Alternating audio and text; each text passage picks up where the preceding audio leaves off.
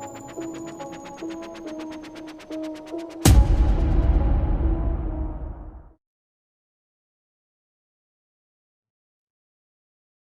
got more equipment in here than I know what to do with. Roadcaster and preamp, and you got a nice setup there, man. Yeah, there's a lot going on. I don't know how to work any of it. Phones. What's that? We've got the same microphone. Yeah. And we have the camera we have will do 4K, but all these streaming apps are always, like 720 or worse. So yeah. I feel like it's kind of a way. I mean, I guess if we film a video for YouTube, it's different, but for this stuff, it's a little overkill. Yeah. Well, you're coming in clear, so that's good. A lot of people are, their lighting sucks. You can't really see them. And I need to fix mine a little bit there. Is that a little better? Or is that washing me out? Yeah, it's a little washed out. There. Yeah, that's good. Well, now it's coming back. Stay where I put you. All right, you got any questions before we get started? No, I don't think so. I saw a decent. Oh, go ahead. I was just gonna say I saw a decent number of questions that people had put on Instagram about our products and the uppers and everything. So yeah, I mean, I think all that stuff sounded like stuff that we can definitely talk about. So it sounds good. Yeah, and I should have told you too. You're not supposed to answer those until I can go into more depth here. You go into more depth. It's fine that you did, but typically we want them to ask the question and listen to the show to get their answer. Yeah, sorry. No, that's fine. Yeah, they're still going to tune in and listen because they got to find out if they won or not. Because I don't contact the winners; they have to. Yeah, I saw you say that. And then email me. Yeah, so it kind of gives them another incentive. So, all right, you ready to get started? Yes, sir. All right, let's do it. All right, lead heads. Welcome back to another December edition of the Talking Lead podcast. Man, I can't believe it's December already. It seems like the SHOT Show was just like a couple of weeks ago.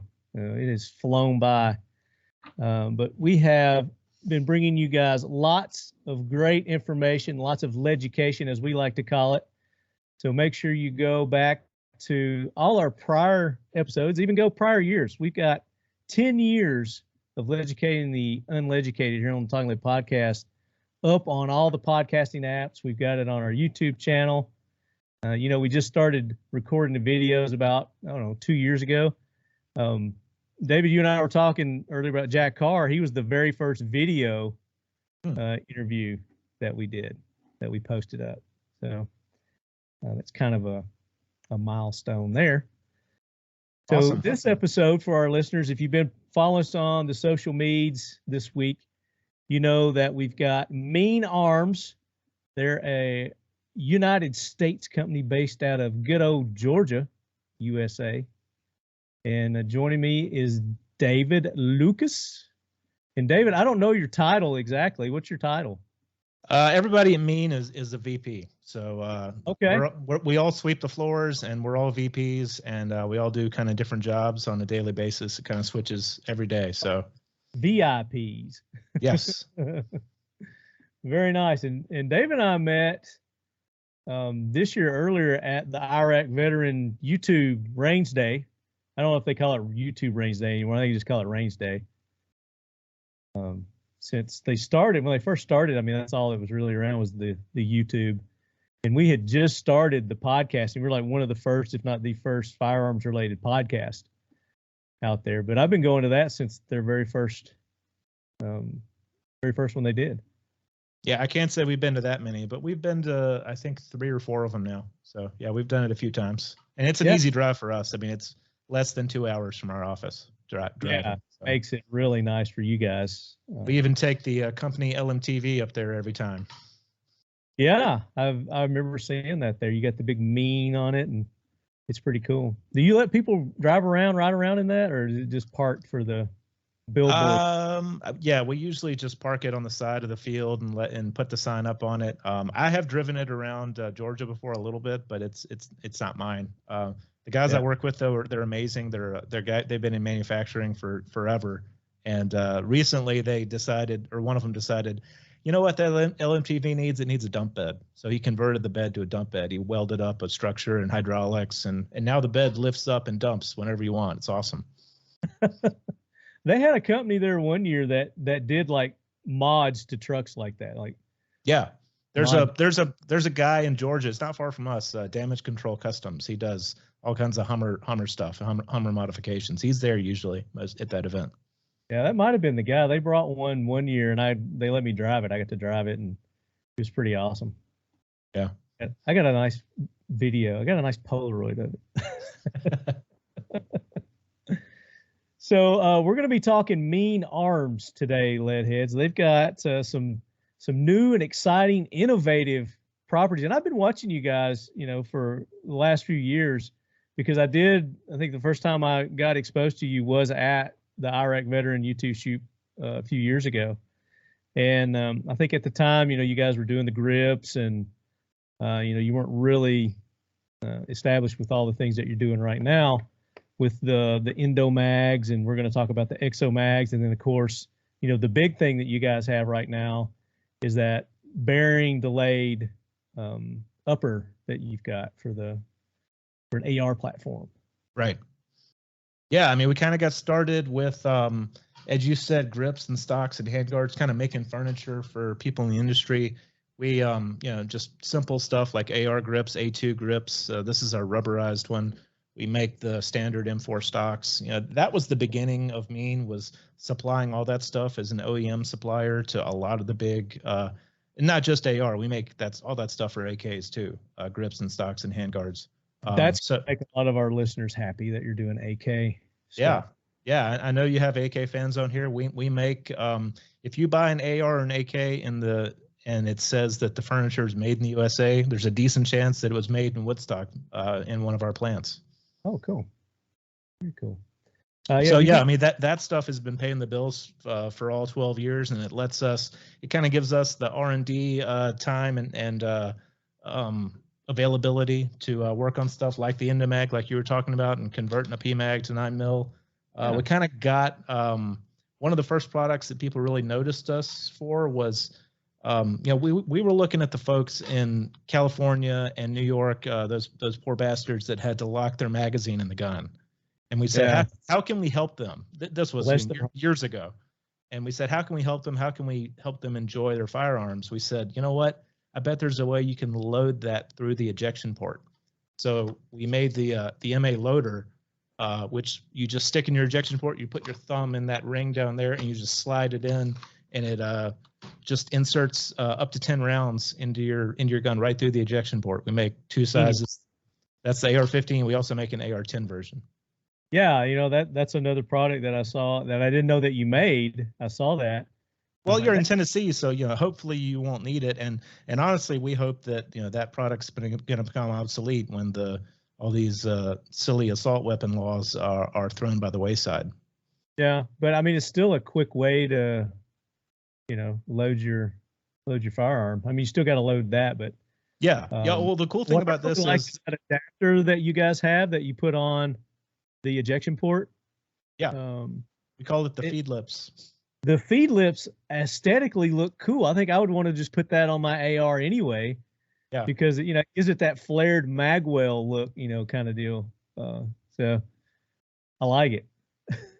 Yeah, I mean, the cool thing about these is you don't have to have a spring. There's no spring, so you could leave it loaded indefinitely. You don't have to worry about anything fatiguing or anything going bad. Right. And there was reload.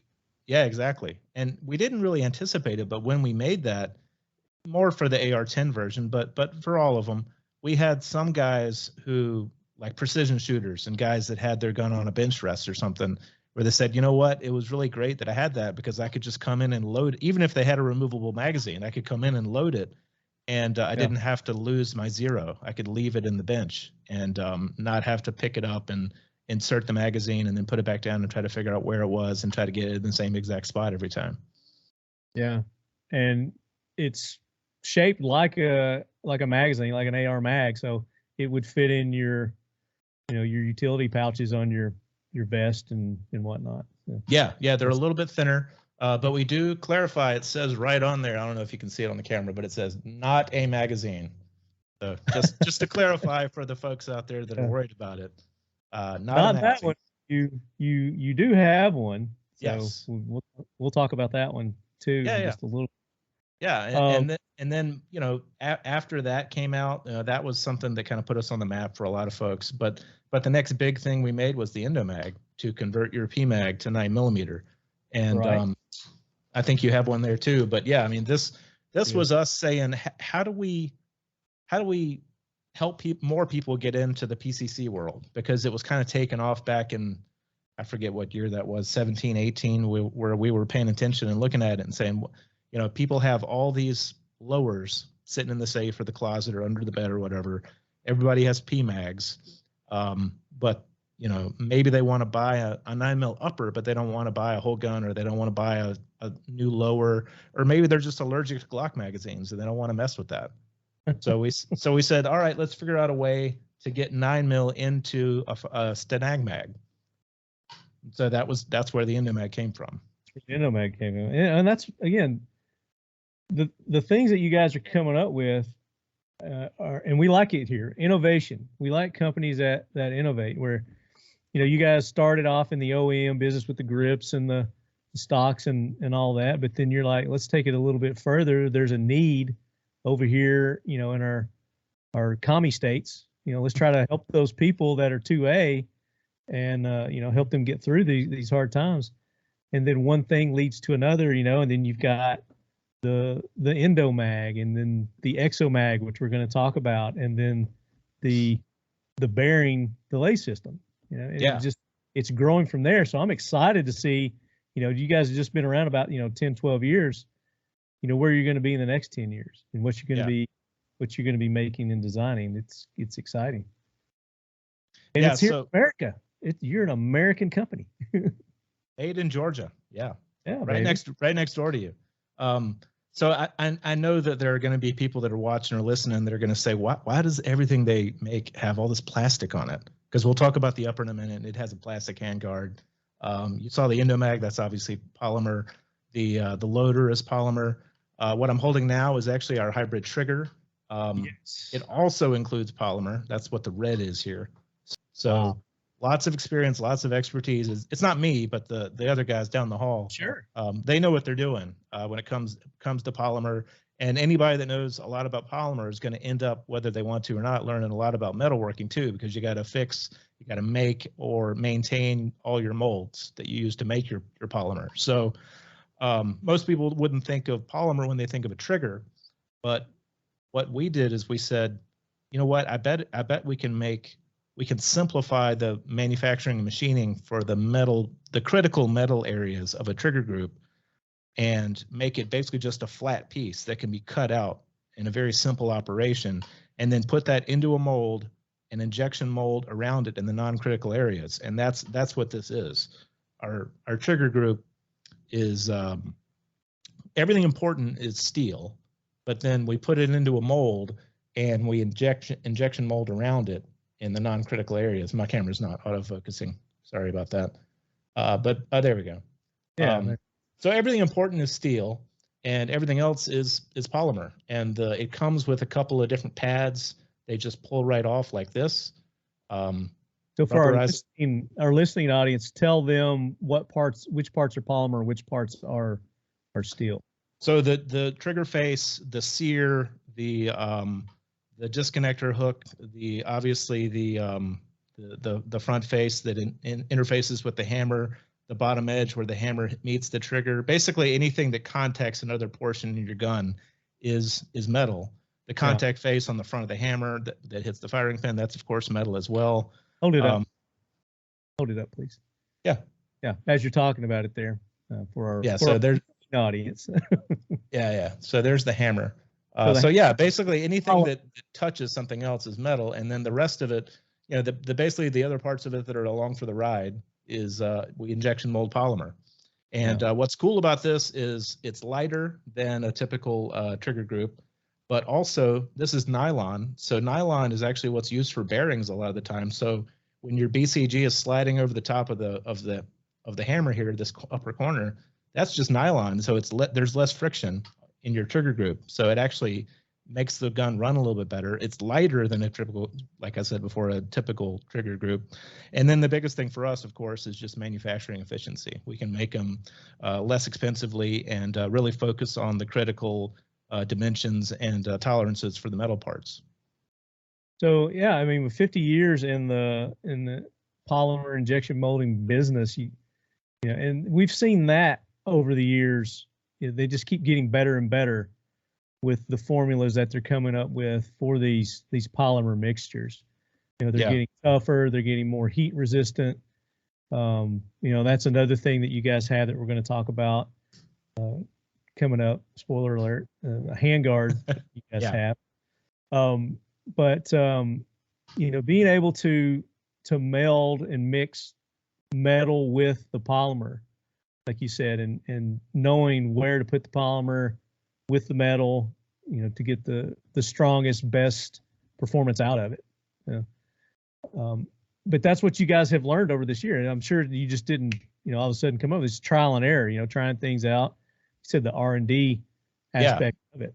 So the guys that started the company, like I said, are more, their expertise is manufacturing. They're not really gun guys. I mean, I know some about guns, and they have obviously learned a lot over the last decade about firearms. But when they started out, the company, it was a couple of guys working. So they're also, the guys that started the company are also involved with restoration and upkeep of a lot of World War II aircraft. And so part of where the company started was they were tasked with, they were working on helping some people out with restoration of an old B-17. And one of the things the people that were in charge of this restoration said is, it'd be really cool if we had an M2 that we could put in at least one of the emplacements in the gun, whether it's the belly or the top gunner or the tail gunner, whatever it was. At least one of these M2s that's a replica that seems like it's working, because they're probably not going to be allowed to fire an actual 50. And so they started working on a propane-powered M2 Browning replica. And they said, you know what, this is just a plate and some tube. This isn't that complicated. Maybe we can do some other stuff with firearms. And that kind of led to, well, maybe we can make some molds to make grips. And, maybe some people are going to buy stocks if we make them here in the U.S. And one thing led to another. And that's how we ended up going down this road to where we are now. Yeah. So as David is talking to us, and you can't see it if you're the video audience, but for our listening audience, it looks like a World War II era bomb behind you. It's not live. Kind of scoot your seat to the side there. Let's show our audience that bomb. And which one is that? I'm going to be honest and admit that I don't know. It looks like one of the big what do they call them? The 500 pounders, or I don't remember what they call them, but anyway, yeah, that's cool. Yeah, it does say 500 pound at the top. Yeah, 500 pound. It also has a date, 9/43, September of 1943. That's actually in view. Nice. Right there. Yeah. And then it's hard to see up there, but it does say 500 pound bomb up there at the top. It's a little bit of a glare from the lights in here, but restoration business that they have, is it a business or is it just a hobby kind of? No, that's more of a hobby. That's a side. I mean, so almost everybody that works at MEAN, I'm one of the few that's not a pilot, but we have multiple pilots we actually have multiple helicopter pilots that work at MEAN. So okay, well, that's surprising that you're not a pilot or helicopter pilot, because you had told me that your background, you worked for Sikorsky. Yeah, that was my first job out of college, actually. So I have a degree from Georgia Tech, and my first job, hired out of grad school at Georgia Tech, I went up to Connecticut, of all places, and I worked at Sikorsky for 7 years as an engineer. How'd you like that? I liked the engineering part. I didn't love Connecticut. Connecticut to me is maybe the worst state in the country, based on taxes and the weather. I'm not a snow person. So yeah. Now, are you from Georgia? No, I'm from South Carolina. I grew up in the Midlands of South Carolina.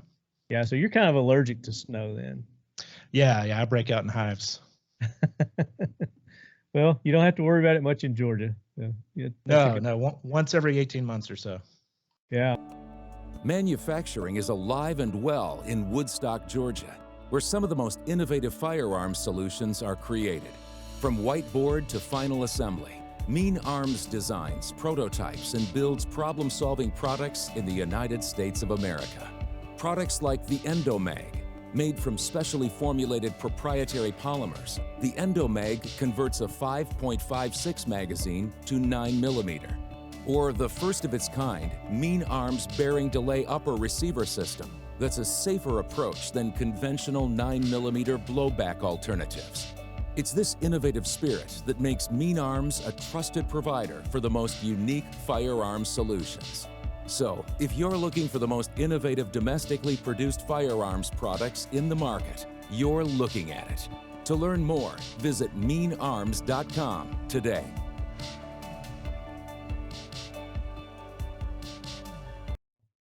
So we want to learn more about the company, MEAN, the parent company. We want to talk a little bit more about that. Learn a little bit more about you also.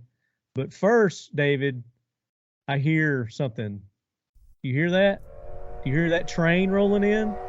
It's the jackwagon train. So, Gunny, bring that train in.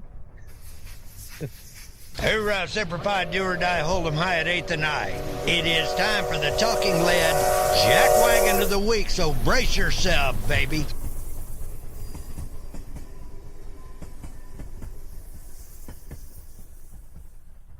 All right, the train has stationed, and this is going to be a light train this week, Leadheads. I need to hear from you, though, so email me, talkinglead@gmail.com. I want to see your nominations for your Jackwagons and your Leadhead Brigade heroes. So as we're recording this is around the 6th of December. Like I said, it's Christmas time. Christmas time. And our last episode, if you didn't listen, make sure you go back, check that out, because Ton Jones, who's with Firebird Targets now, we made that announcement. Our buddy Ton and I talked about gifts, and specifically gifts that don't suck. So we gave some great tips and links and places where you can go and find awesome gifts. And now we can add to that list with MEAN and MEAN Arms with all these cool things that they got in the products that they have. So make sure you go check that episode out. But, you know, the Christmas, I don't know, it changes people. I don't know what it is about the Christmas season, because it's supposed to be a nice, joyful, you know, giving time of year. But people just seem like they're more of assholes. I'll just say it. You know, they just, the meanness comes out in people, or the greediness. I don't know what it is.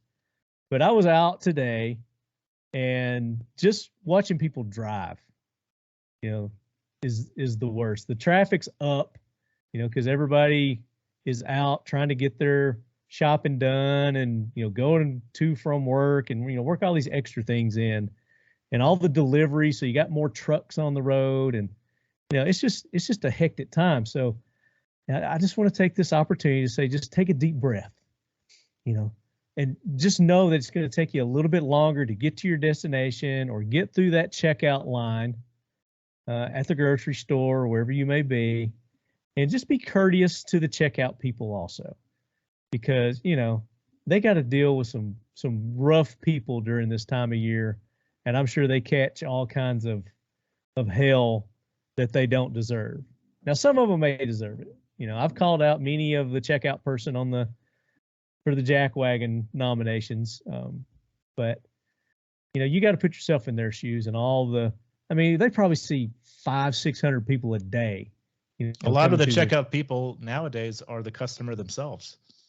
Well, and that's true. And we talked about that too, but yeah. You know that a lot of, I'm not going to say a lot, but some companies are taking out those self-checkouts. I heard Walmart is doing that. Is that true? But yes. Okay. That's the rumor anyway. I did hear that. They're going to at least limit it. They're going to cut it back and start doing more people. And, you know, they gave all these reasons about, you know, the equipment was more expensive, and, the maintenance was more expensive than they had originally anticipated, and blah blah blah. They gave this big long list of stuff, and then I think it was really just their unexpected 100% sales that they were seeing from that process. Well, I think it was not that; it was the theft. That's what I meant. Yeah. Yeah. 100% off. And that was like the very last reason that they gave, and they're like, oh, and some people walk out with stuff, but now people don't even go through the checkout line; they just steal stuff out and out blatantly. There was a video I was watching today. It was on the news, and I don't know if it was a Walmart or what. It looked like a Walmart because they had blue vest on, but there's like 5 or 6 people going to this display of, I couldn't tell what it was, but they were just grabbing armfuls of it and heading out the door. And all the people could do was just video them, and try to, I guess, get their ID, and the police aren't going to track them down. They don't care. It's like, because it's probably in one of these states where they've made it legal for them to do that now. If it's not $900 or whatever, $50,000 worth of stuff, we don't care. Yeah, kind of deal. So anyway, that's just my holiday message for everybody. Just take a deep breath, chillax. I try to stay real positive as much as I can, Lefty, but I will go ahead and nominate whoever invented the elf on the shelf, because we didn't need that extra task.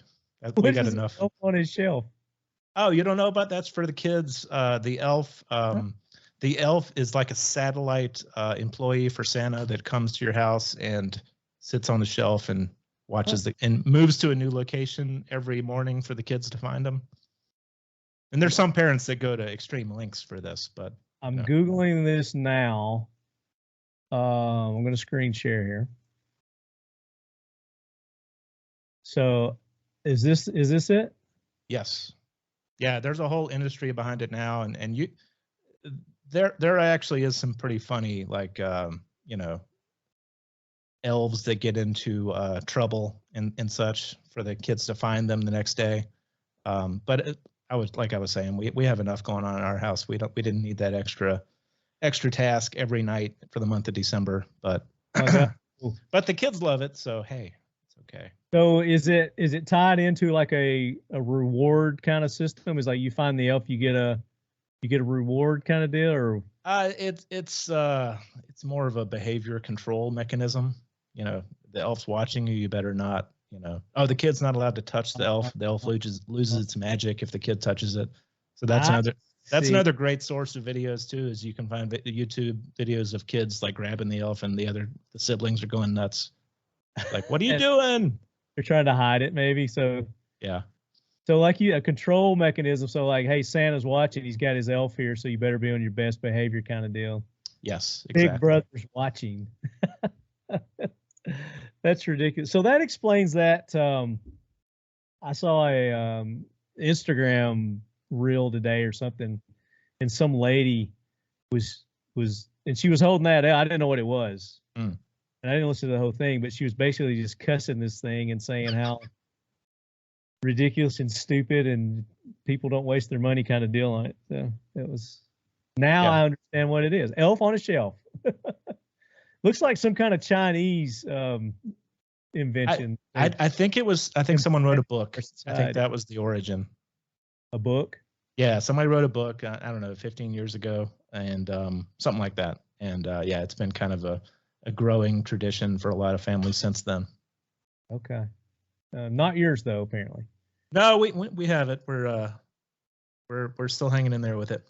And is there a reindeer too? Because she had like a reindeer and an elf. We do not. Who knows what accessories are out there now? Yeah, we do not. We just have the one elf. I think our elf is female. She has earrings. So we have daughters. So. Oh, how old are your children?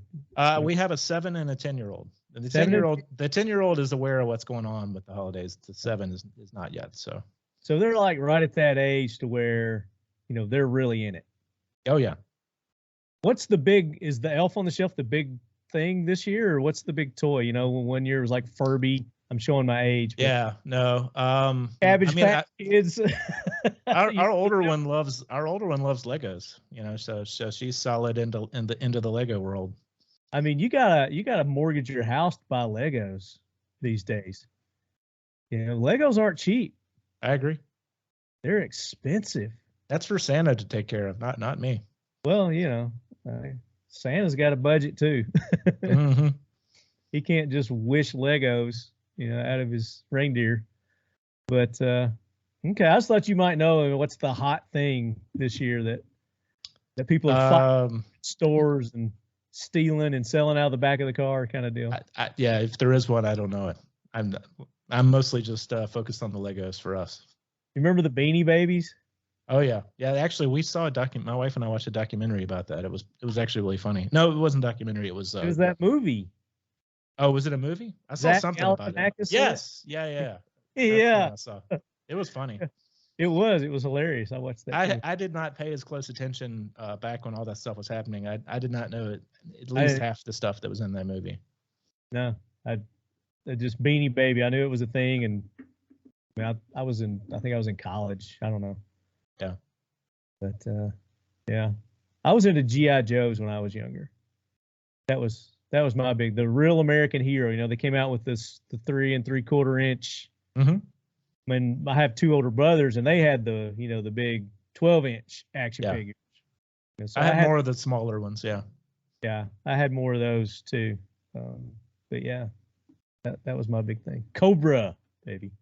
Mm-hmm. Storm Shadow. So jack wagons, that's our jack wagons. If you guys have some nominations, send them in. Just a quick little update on maybe what's going on in gun news here. Nick's checks topped 680,000 for Black Friday week. That's just the week. 680,000 for Black Friday week. Got to pump those numbers up. I guess some people had some great deals going on during Black Friday, Cyber Monday. I try to tell you guys, this is the time of year to save your money, wait till this time of year, and this is where you're going to get your best deals, typically. Now, Black Friday, Cyber Monday is not what it used to be. It's, people have figured out, manufacturers and companies have figured out that, they just say Black Friday and they could mark it up, 10%. Nobody would know. They think it's still getting a good deal. But you got to be careful. You got to watch. We don't talk a lot of politics on the show, but did you watch that debate with DeSantis and Newsom at all? Just enough to see that Newsom seemed like he got embarrassed from what I was watching. I don't know. I don't think he has any scruple. I don't think he got embarrassed. He just didn't answer any of the questions. He answered none of the questions that were asked him. I think he's more of a filler. I think they're using him as a red herring that people think he's going to run. They're putting it out there, and by him not saying that he's going to run, and then they're going to throw in somebody else at the last minute that's not him, and he's kind of testing the waters for that person, I think. I don't know. That's my thought on it. Maybe. I don't know. Maybe Michelle Obama, or is it Michael Obama? I don't know. That would not surprise me either. I don't know. I don't think Biden's going to run, but that's just my personal opinion. I don't think he's going to make it, man. Yeah. I don't think he can make it. He is not cognitive. He is definitely senile. Yeah, he's peanut butter upstairs, as far as I'm concerned. Yeah, people are trying to be nice about it and say, he may be this, he may be, no, he is. He's definitely senile. Yeah. The UN conference pushes his anti-hunting meatless agenda to fight climate change. You heard that? I heard some of the headlines, yeah, but other than that, no, I didn't pay attention to it. It's a global confab for privileged leaders to fly their private jets around the world, including Vice President Kamala Harris and U.S. Special Presidential Envoy for Climate John Kerry, to meet and talk about climate science. But anti-hunting animal rights activists are piling on the climate agenda this year with major efforts to force developed countries to cut back on the burgers and steaks. U.S. officials should tell UN officials to pound sand. It's a backwards and laughable proposal for many reasons, such as an effort would end up penalizing America's millions of hunters. Which, do you hunt? Not as much as I like to. Yeah, me too. I actually have not. I've been out to look around and check my cameras and my stands and everything, but I haven't actually gone out and hunted yet. So got to do that. Time's running out. They should fly Ted Nugent out there to debate them on some of those issues. I think Ted would provide a good perspective. And that's why they don't. I know. I know. Let's see. And that can consequently would harm many more millions of less fortunate families in need of good, healthy meals, especially during the holiday season. More on that, you guys can go to NSSF. Check that out, what the UN's up to. And we just picked up a beef sponsor for the show, Whiskey River Beef. Awesome. So tell these UN tree huggers, vegetarians, to go stuff it and go buy some meat from Whiskey River Beef. Use the code WRB2023, get 10% off. And we've got a $100 giveaway that we're going to be doing from now until January. You go to Whiskey River Beef's website and under the Contact Us, fill that out. That's how you enter. And we'll announce a winner up in January. So get some really good beef. Whiskey Mash Fed beef. They're down here in Lynchburg, Tennessee. So that ought to give you an idea where the whiskey mash is coming from. Jack Makes sense. Let's see. MSR, which is Modern Sport and Rifle Ban Law, appealed to U.S. Supreme Court again. Have you heard anything else on the braces? Is that still? I think I saw that the ATF appealed it. I thought they blocked the appeal. I'm not sure. Yeah. I thought I saw that, but yeah, I have not paid as much attention to that. Oh, and by the way, ladies and gentlemen, lead heads, David is an attorney. So never admit when you're the lawyer. IP attorney, Yes. Intellectual property attorney. So this may interest you. Rim Arms announces Georgia consolidation. Remington Firearms is going to consolidate everything and come to Georgia. Yeah. You got some new neighbors? Yeah, you have neighbors up in Tennessee, Smith & Wesson, and yeah, Remington coming down here. Actually, when I was at Sikorsky, one of the buildings I worked in, it was not at the main Sikorsky plant. It was actually an old Remington building in Stratford, Connecticut. I was working on the new version that's out now, or at least it's the prototypes are out now. The King Stallion, the CH-53K. That's what I was working on back in those days when I was at Sikorsky, and yeah, in an old Remington building. The big old King Stallion. Those things are huge. Is that what Air Force One is? The helicopter that they use? So Air Force One is no, that's an old Sea King. That's a S-61 Sikorsky. The new Air Force One, or Marine One, sorry. The new Marine One is a S-92, smaller than a 53. But the presidential fleet, they would have support aircraft to go with Marine One. So Marine One used to always be a 61 until it got replaced pretty recently with the 92. But back when it was a 61, they would have support aircraft that would either carry supplies and vehicles like limos. He had a 53 that would carry limos as a support aircraft, and they also had Blackhawks with the same paint scheme, that dark green color for other VIPs, but not non-presidential VIPs. Very cool. So that's the helicopter that you worked on, the Stallion, right? Yeah, the 53. Yeah, the Super Stallion is the 53E, and some of those are still in service. They're huge. They're the main rotor is 79-foot diameter. God, that's huge. It's a big aircraft. They can lug around Hummers and all kinds of stuff. They would external load multiple Humvees, the 53Es, and the 53K, the newer one that I worked on, is they widened it so that you could drive a Hummer in the back of it. So the cabin is about a foot wider, I think, than the old E was. Gosh, can't imagine the weight. Yeah, I mean, you talk about beating the air into submission. Mm-hmm. Those big old freaking rotors, man. Jesus. I got my degree in aerospace. Oh, okay. Yeah. So I Awesome. worked at an airport for several years, and I used to could tell you every aircraft, from a mile away. I'd be able to identify them. I can't tell you what a damn Cessna is now. It's been so long. Let's see. Anything else interesting here? Gun control centers ignore criminals to treat guns as a disease. We talked about this. I think it was the last episode or episode before, but these politicians try to make everything, again, like a pandemic or an epidemic, to where they can get special. It grants them special immunity to not follow laws, and they can just enact a law or something like that immediately. Yeah, it's an end around.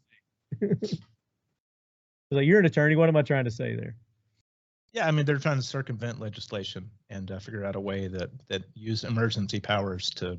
That's it. Emergency powers. Yeah, or something similar to that. Yeah, if they make everything an emergency, like, they're trying to make guns a disease. They're trying to make it. Let's see, what do they say here? U.S. senators bent on more gun control used a hearing at the Senate Judiciary Committee to attempt yet again to diagnose violent crime in America as a public health disease. Right. There you go. And meanwhile, the CDC is removing studies from their website that talked about how much defensive gun uses were happening in the United States. So, might be an agenda there. I mean, if it looks like a duck, sounds like a duck, it's a duck. All right, that's enough of that for this episode. We've got a lot that we want to talk about with David about MEAN arms. So let's get into that. Heroes. I had a couple. As they come to me, I'll mention them as we go through the show there. But, Santa Claus, hero. This time of year, Santa Claus, Jesus Christ, my heroes. So there you go.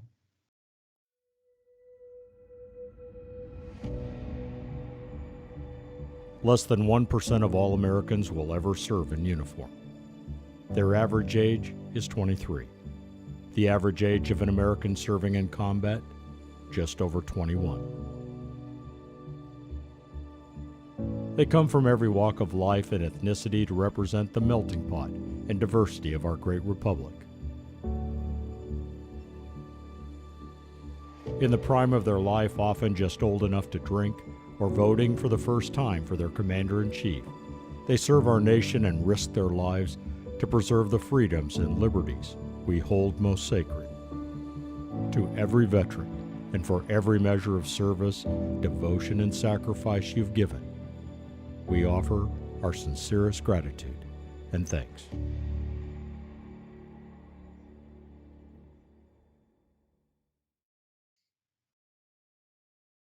All right. David, MEAN Arms. You guys are down in Georgia. They've got tons of experience with the polymers, been making OEM products, the grips, the butt stocks. They've been doing handguards too. Is that what you? Yep. Supplying probably a lot of the products that, if you've got an AR, it's probably got one of their products, or it had one of their products on it. Talk about how they started that, 50 years ago. How did they get into that kind of business? Yeah, I mean, the over 50 years ago, the company started. It started out as, I'm going to buy one machine, a milling machine, and put it in a garage, a one-car garage, and start making stuff. And that turned into making parts for molds, and that turned into eventually making the entire mold. And then it turned into, well, I made the mold, I guess I can use the mold, and I better get some cooling towers and get enough cooling to run this, red hot polymer into the mold and spitting out parts and then making them and then running 3 shifts, 24 hours a day. Jeez. Because if you have a molding machine, you're not running it 24 hours, you're not making any money because the margins are tight for the injection molding world. Yeah, I can imagine. Now, were they doing things outside of the firearms industry with this? I can imagine. Oh yeah, definitely. MEAN is we focus on firearm stuff, but the family has other businesses that are primarily non-firearm related at all. Industries all over the map. But Yeah. Well, and that's how a company gets innovative. Also, is that if they're involved with other things, other companies, then they might pick up something like, oh, this would work really well over here with our. That's where a lot of the materials that we use came from, both metals and polymers. A lot of the firearm world tended to use the same old stuff for years and years, and we've tried to incorporate as many newer materials that maybe you don't see in a lot of other firearm products out there. But yeah, I mean, I was going to say the ENDOMAG, it led to an interesting interaction for us because we made this, and our thought was, let's help more consumers get into the PCC world, an easier entry. They already have they already have magazines. They basically just had to buy the upper and then figure their buffer out, and they can run a blowback 9mm with minimal changes. The ENDOMAG we make two versions of the ENDOMAG. This one that I'm showing here, if you look at the top of it, it actually has a piece sticking off. You can see it there at the very top of the magazine. That's the ejector. So we make two versions of the ENDOMAG. Yours has the ejector as well. And that's because most of the 9mm ARs out there, they either put the ejector in the lower receiver. For a lot of the pistol caliber stuff, like a Glock mag lower will have an ejector, and it's usually just bolted or screwed into the receiver, and it's just an arm that sticks up. And when the bolt comes back, that's there, and it hits the round, and that's what ejects it out. So obviously, if you're using a mil spec lower, you're not going to have that. So that's why we put it on the magazine, like the original version of the ENDOMAG. And one of the benefits that we didn't really anticipate when we first came out with it, our thought was, how do we help the market and get more people into that side of the PCC world? But we actually had people that were, from a training perspective, coming to us saying, I love this because I can cut down on my ammo costs. Instead of having to buy, crates of 5.56, I'm buying crates of 9mm for significantly less. And your ENDOMAG means that all my trainees and students are using the same manual of arms, all the same muscle memory, all the same accessories for magazines. Really, the only oddity for them is the ejection. If you drop a magazine that's not empty, you're not going to be able to eject the last round by charging it if there's no magazine in the gun. So that is one oddity for the ENDOMAG, the original version of the ENDOMAG. Yeah. But that's actually how we met some of the folks in federal law enforcement. Is they picked up ENDOMAGs and they started looking at it, and one of our sales guys got a call one day, and they said, "Hey, this is such and such from redacted federal law enforcement agency," and our guy thought he was getting pranked, so he hung up on him. And they called him back 5 minutes later and convinced them that they really were from that agency. And so we started talking to them, and we ended up going up to visit. And just for our listeners, redacted is not the actual name of the. Correct. It's not a city. There's not a city called. There might be a city called Redacted. Who knows? That would be a good name. Yeah. So we went and visited them, and they loved the ENDOMAG, and then that led to them asking us, well, what 9mm uppers should we run with our lowers and your ENDOMAG? And we started to say, and then we stopped and we said, you know what? And we don't want to criticize anybody in the industry, but to us, we've seen so many issues with blowbacks out there, whether it's out of batteries or there's no standardization for 9mm ARs. So we said, you know what? We're not going to recommend any upper to you. Give us a week or two to come up with some preliminary ideas, and let's see if we can come up with an upper that we can recommend that's as safe as we think it should be for you and your trainees. And that is where we started with development of the bearing delay, or eventually led to bearing delay. That was back in, I want to say 18. It's either 18 or early 19 when that started. And pre-pandemic. Yes. Yeah. And I started at MEAN pre-pandemic as well. And so that led to the original design that we had for a delay in an AR platform that utilized just a standard AR lower and a standard AR upper. And we actually had, it wasn't even ball bearings, the original design. It was actually rollers. And I loved that design because it had mechanical ejection built into the BCG. I thought it was really cool. We actually showed that at SHOT Show back in 2020. So the internet never forgets. If you go back through social media and everything else, whether it's our own or other people's, you'll find images of our prototype from that SHOT Show back in 2020, in January of that year. And it ran great. I shot it myself as part of the durability testing. But we started to get down the road of saying, all right, how are we going to mass produce these? And we started to see some roadblocks with some of the way the metal parts were made and designed. And so we did a crazy Ivan, and we reversed course and completely from the ground up redesigned it. And our inspiration was, I'm sure you have it in your garage too, Lefty, those little pneumatic air fittings where you pull the sleeve out and the balls retract or push in and out to lock your tool onto the end of your air hose. It's nowadays, Yeah. So that was kind of what we were thinking with the original switch from rollers to bearings. And the great thing about the bearing delay is that I'm going to pull out a BCG so I can show you. Okay.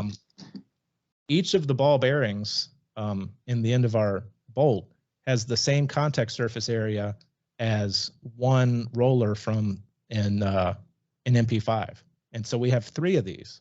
So we have 50% more contact surface area than an MP5 does. And people rave about the durability and reliability, or durability that is, of an MP5. Oh, MP5s are, the gold standard for the, Yeah, exactly. And one of the guys on Instagram asked, what kind of durability and life do you expect for a bearing delay upper? And the short answer to that is, of course, there's so many variables: the type of ammo you shoot, how often you clean it. So there's not really a good way to answer that. But I will say, people regularly shoot MP5s for tens of thousands of rounds with basically little to no maintenance. We have actually more, like I said, more surface area than they do. So let me ask you this: what am I gaining by additional surface area? What does that give me? Less wear. The wear is distributed more evenly, and actually ours are distributed 120 degrees apart around the bolt face in three directions. So an MP5 just has 2 rollers on the side, just 50-50 side to side. They also had a sheet metal receiver and a trunnion that was pressed in. So those are all. I love German stuff. I love German cars and guns and everything. But the reality is, at times, they can either be a little too complicated or they can be a little stubborn about updating some of their designs. So, the MP5 is a great design, but it was designed in the 50s or 60s, and the Germans were way ahead on a lot of their engineering and designs. Because they were pushed to by the Führer. But then, like you said, they're tough to change and, stubborn. But then, companies like you have taken that stuff, and many companies have taken German designs and improved upon them. That's where the AK came from, whether they want to admit it or not, strong and good air. Mm-hmm. But you got videos on your YouTube channel. I'm going to pull up a video here. Let me do a screen share of actually the disassembly of this, your bolt carrier here. So let me share my screen. And you guys, as you're listening to this, let's go ahead and get this out there too, David. MEAN has been very generous to you lead heads. They're offering a discount code. So speaking of, the gifts that don't suck, and you want to go get these gifts now, as you're listening to this, go to their website. It's, is it meanarms.com? Yes. Yep, meanarms.com. And you can use the code Talking Lead, and you're going to get 10% off any of their products there. And a little added bonus, if you want to purchase their bearing delayed upper that they have, the system, the complete upper, you're going to give them an additional 5 extra EXOMAGS, Yes. right? Okay. Yeah, So, and we can talk about the EXOMAGS now, or we can show the animation no, of the we'll bearing talk delay. about this in a minute. I just wanted to get this out. I meant to do it earlier because I wanted them to go to your website and know that, you know, all this is available to them now and they can get it at a discount. So don't delay, do it, go to their website, load up for your stocking stuffers, buy that special something very special, especially with one of the bearing delayed upper systems there. That would be really sweet. And they can get 10% off that plus the 5 mags. Yes. Wow, that's awesome. Yeah, the 10% is for any order that someone makes, and then on top of that, you get 5 free mags if you want to order one of the bearing delay uppers. There you go. So which one of these should I show first? The one on the right, the second one, the one your mouse is on. That is just the BCG disassembly. And so basically you just twist the bolt in either direction and it will come off the front of the carrier, and then not coming up. I think it's because you're age restricted. You probably have to log in, or probably have to tell YouTube that you're 21. Oh, I was watching it earlier. Oh, okay. Well, it says sign in the upper corner. See that? Oh, does it? Yeah. In the top right corner of your screen, it says. Well, here I'm logged in here. Let's just. Oh, okay. Okay. Yeah, I don't know why it was not logged in the other window. I don't know. And I wanted to pull this up too, just to show the difference, because, you know, we were talking about the radial also. Yeah. So we'll talk a little bit, you know, the difference between the bearing, the radial. I mean, there's all kinds of different blowback designs that are out there. So high level, we'll talk about those. So let me just do, this is the one where I was signed in. Where can I just go to YouTube? Yeah, you're there now. I'm in my studio. Never mind. I see. I don't know how to use this. I'll do it from this one. I'll come back to that video. So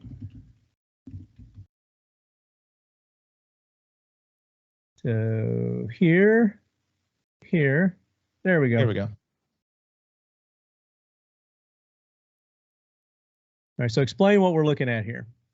Yeah, so it's going to loop back and we'll start again. So the bolt just twists either direction, pulls straight off. It pulls the bolt extension. That's the part that went down, and then that's the lifter that came out. And we're replacing. If you kind of zoom in, you can see the first one that comes out of the BCG is labeled H. We have a range of different lifters.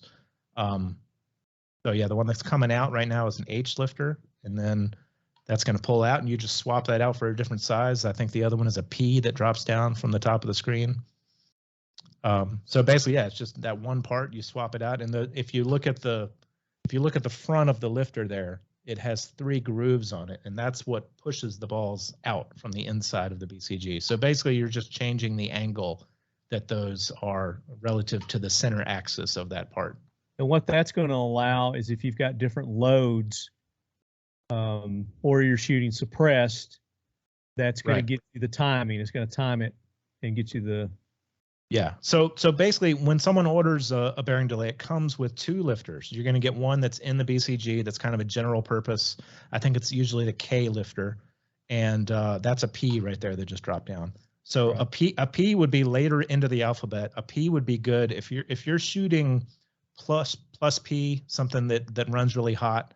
You're gonna you can reduce the recoil by switching to something deeper into the alphabet, like an M or a P or a Q, to just lessen that angle. Basically, you're changing the dwell time of the BCG system. So, and then the other end of the spectrum, the other lifter that comes with a lot of the uppers is an H. So a hotel lifter is going to be good for if you're running subsonics and something that might not have a lot of oomph. You can make sure that it cycles. You know, if you're running a suppressor, you might have a really light ammo. You might want to switch to something like that H lifter that's shown there on the screen, and that's going to make sure that you cycle reliably. But you know, the reality is the K lifter that comes with it's going to shoot almost all of the off-the-shelf ammo that you can find. The ones at the extreme ends of the alphabet are for people that are really tinkering, or you know, in some cases competition shooters that have really oddball ammo that they want to use, or they want to really dial down the recoil if they're in competition. They're trying to get shots off quick. I think that's where this system really shines, is the ability to be able to tune it for whatever situation you're in. Whether you have a certain suppressor that you're running, or like you said, different ammo, or even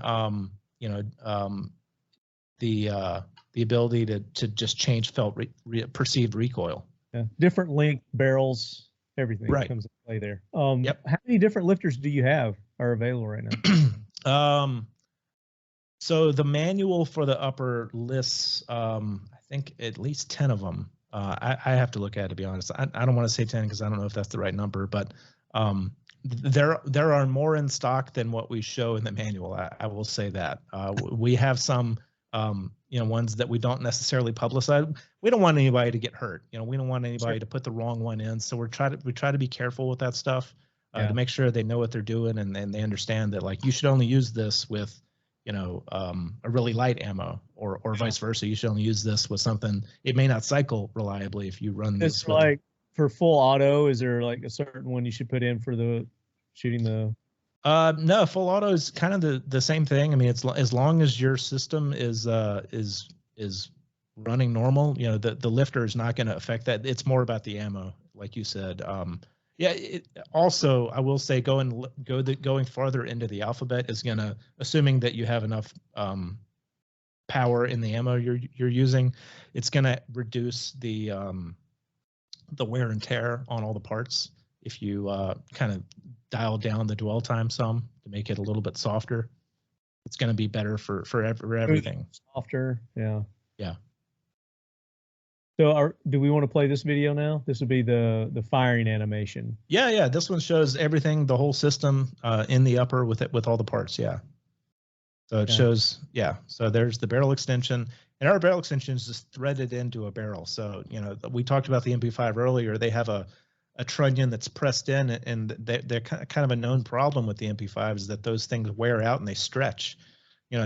We actually don't have issues with our barrel extension, but if you ever did, it just threads off the barrel and can be replaced easily. So, and that's actually showing our hybrid trigger that we talked about earlier in the animation as well, and an ENDOMAG. All that's and the handguard that we haven't even talked about yet, but all of that's shown in this video. So this is and what I want to do is, I have the ENDOMAG here. I've not opened it yet, and I want to do just an install for our viewing audience to show them how easy it is to do. Sure. Will remind me to do that. Okay. We'll do that too. Definitely we'll talk more about that trigger too. Did you have that trigger in the one that I shot at the range?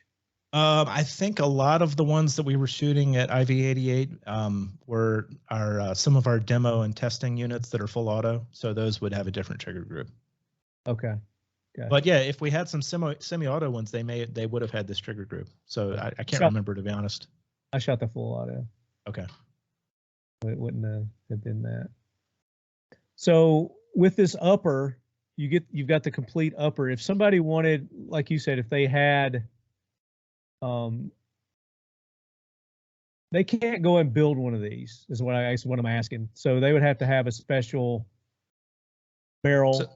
Get a special barrel and so the upper as a whole, right now we're just selling the upper as a complete unit. So basically everything you need to drop it on to a lower and shoot, includes charging handle, BCG, barrel, handguard, everything. But for people that are tinkerers, for people that want to, some people are going to completely disassemble something as soon as they buy it. That's just their personality. The bearing delay upper, the only parts that are proprietary are the barrel, the BCG, and of course the barrel extension that's threaded onto the back of the barrel. Everything else is just standard AR stuff. So, if you wanted to put a different handguard on it, that'll work fine. Charging handle is same thing. All of those parts are normal AR. We do have some guide rails that hold our bearings in, that extend from the barrel extension back into the upper, and that you can see a polymer piece right there that holds the tail end of those rails in place. But that just fits in a standard AR upper. That there's nothing stopping you from taking that out and putting it into some other just mil spec AR upper. But yeah, as you said, we are just selling complete uppers at this time. That's the plan for now. And part of that is a maintenance and service issue. You know, there's a lot going on with the system, and you know, to the extent we can minimize variables to try to for anyone that has problems out there, it's going to be a lot easier on the service side of things to know that all that stuff is normal for us. So in that picture you can see on the page, there are 5 different barrel lengths. 4.5 at the bottom, 7.5, 11, 14.5, and 16. And the 6th option is to ask for the 14.5 to be welded with our muzzle device on there. Okay. It doesn't automatically come pin and welded? We have both versions. We have a regular version where you can take it off if you want, and then we have the option of welding it on. Okay. And the muzzle device is our own proprietary design. The reason I like it is that you don't have a crush washer. So it actually just has a jam nut that's reverse threaded. And that way you can take it on and off as many times as you want and not have to worry about, can I reuse this crush washer, or do I have another crush washer in the toolbox? You know, you never need one of those. Very nice. So again, go to their website, meanarms.com. For our viewing audience, I'm there right now. I've got it pulled up. Showing them the bearing delay upper receiver and the different options that they have. And these are available now. People can get their back order or anything like that. It's like 3 to 4 weeks to ship, looks like. Yep. Yeah, we've had a little bit of a jump in sales with Black Friday, so you know, we're trying to keep up as fast as we can. Yeah, you can see an ejection pattern right there. That's another feature we should probably talk about for the bearing delay. Is a unique thing about this system is a lot of people, it's not a secret in this industry that there are a lot of people that have issues getting consistent ejection with a 9mm system where they're using a sprung ejector. And if you scroll up just one click, you can see the front of our bolt face. You have something sticking right in the middle of the face, which you wouldn't always expect to be there. That's our ejector. To shorten up the moment arm and get a little bit more leverage on the case, we put the ejector right in the center of the bolt face, so the firing pin actually passes through our ejector. Okay. So that's why you see that consistent ejection in the. It's a slow motion of a full auto. Have you got a longer firing pin, or? The firing pin is unique. It doesn't share the same firing pin as any other weapon. But no, the firing pin is a normal length. It just, the ejector has to be compressed back to the bolt face, which is what normally happens when it goes into battery. But okay. Yeah.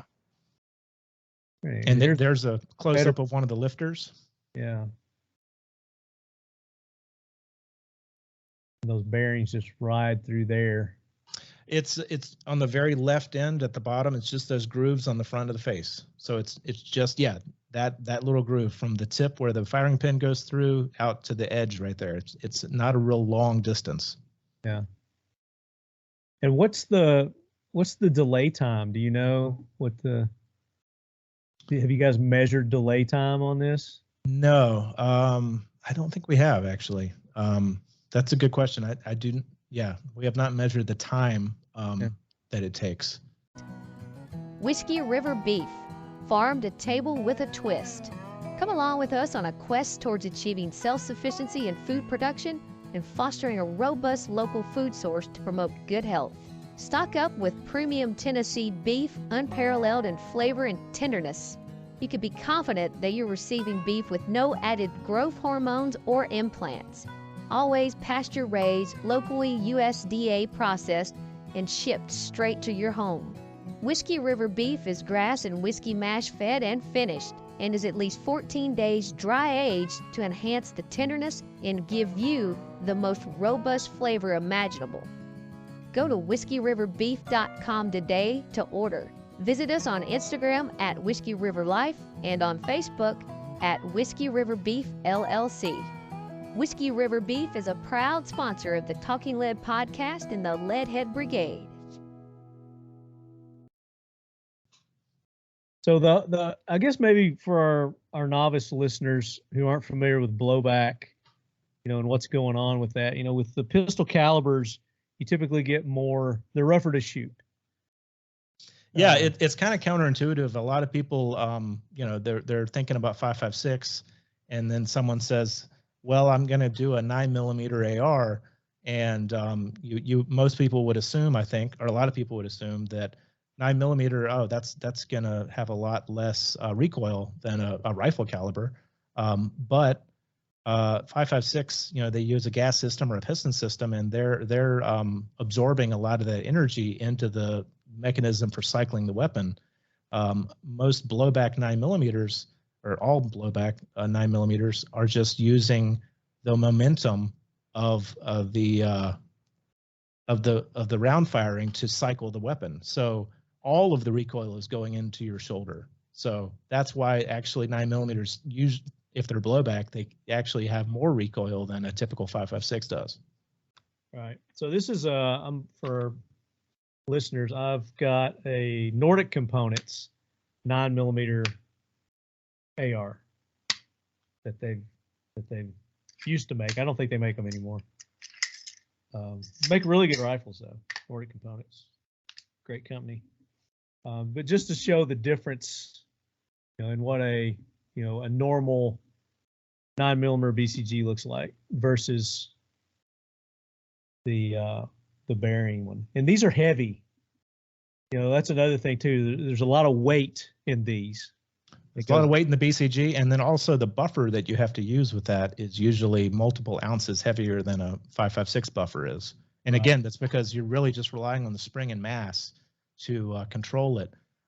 There's no separate part on the bolt at the front of it. It's just one solid block, essentially, of chunk of material for the BCG. So again, that was our initial motivation to create the bearing delay, was we want something that's safer for these folks than a blowback, because there is a problem, there can be a problem with out of batteries for those. So the bearing delay uses those ball bearings to lock itself into battery when it goes all the way forward, similar to the locking lugs on an AR where the bolt turns and twists when it goes into battery. Similar in that sense that it locks in, unlike a blowback 9. And also, like an AR, our system, when the bolt is not compressed, when the bolt moves off the carrier forward, the firing pin is not long enough to reach the bolt face, even if the ejector is compressed all the way. Same thing with an AR. If you have a 5.56 AR, if the bolt is pushed out and it's not, the locking lugs aren't twisted, the firing pin isn't long enough to reach the bolt face. So it's a built-in safety feature both in ARs and in the bearing delay. So for instance, I've got this. If I wanted to change this upper to your upper, would I be able to run it? I can't see it that well. What kind of magazine is it using? It's a Glock. Okay, yeah. So normally, yeah, we've run ours with multiple Glock lowers, and usually what happens is that lower, if you open it up and look inside, the lower probably has an ejector that's fastened in from the side. And because we have the ejector built into our BCG, you just need to remove that, and then you're ready to go. Yeah. Yeah, the wing sticking up that's pointed towards your left, my right. Yep. That's your ejector. So usually, I can't see it from here, but usually there's just a couple of fasteners that you'd have to just take an Allen wrench or something and unthread and just pull that piece out, and then you're ready to go. The other thing is you need to swap to a different buffer. That probably has a heavy buffer in it. So our bearing delay is made to run with the standard 5.56 buffer. So just a carbine is good for us in most situations. Okay. But the idea behind ours is that someone that's shooting 5.56, with a standard AR lower, is going to be able to pull the pins, take their upper off, put the bearing delay upper on, pick up an ENDOMAG, and then they're ready to shoot. No other changes. So just take a regular AR. Yep. Like this, and this is clear.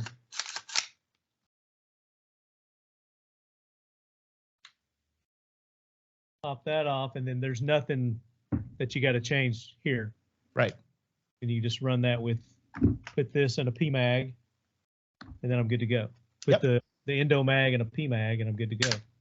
Yep, and that one already has the right buffer in it, so that doesn't need to be changed. And yeah, then you're ready to go. I'll change the buffer out. Very cool. And there's both a fun PCC side to that, but there's also a training aspect to people say, you know what, I can save on my department's training budget by swapping to all of our training ammo now becomes 9mm instead of 5.56. That's substantial savings, but it also opens up, if you're in an urban LEO situation, you might have more access to indoor ranges that prefer handgun caliber ammo as opposed to rifle caliber. So it might open up more opportunities to train with your service weapon because you have more access to ranges that way. Yeah. What about simunition running through this? Nowadays that's hard to find for someone that's not a government agency. but you're dealing with a lot of government people. Yes. So yeah, they have access to that, and there's different kind. When I say sim, I'm just saying like Coke, Coke, Pepsi. Sure. It's a generality, kind of thing. Training, the non-lethal training rounds. There's a lot of different ones out there. Are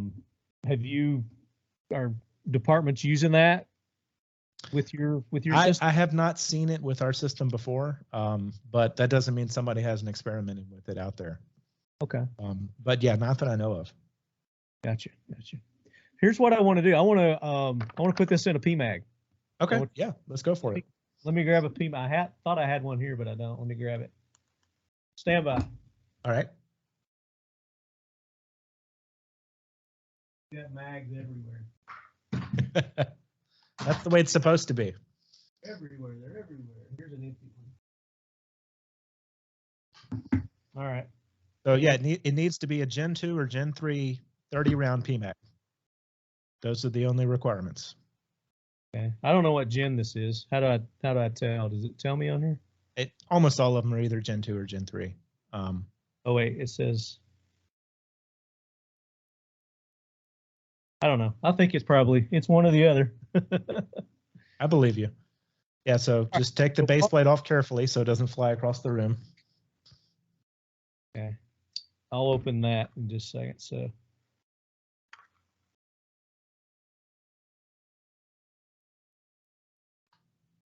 Got to get it down. So I'm pushing down base plate. There we go.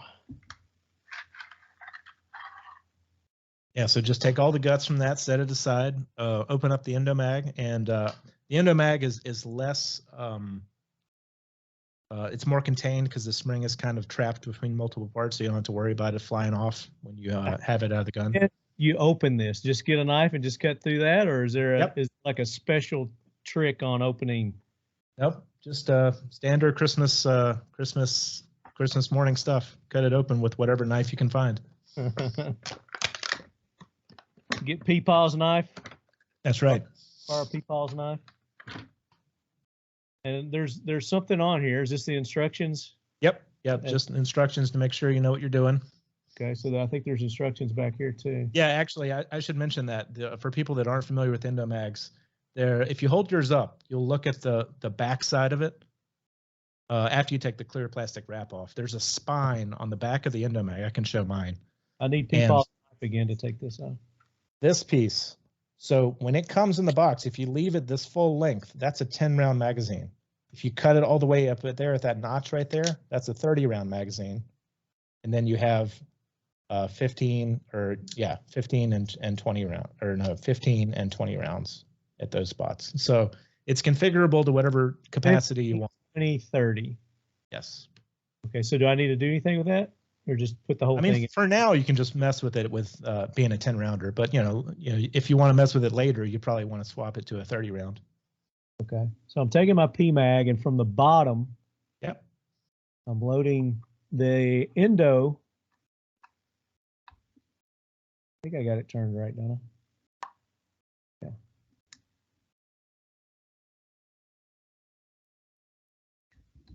Yeah, the ejector should be on the left side. Yeah, I think you had it right. Yeah, it's got to be that way because that's the way the mag. That's right. There's nothing I've got to depress or anything like that. I just shove it in. You just got to line up the notches with the grooves and then shove it in.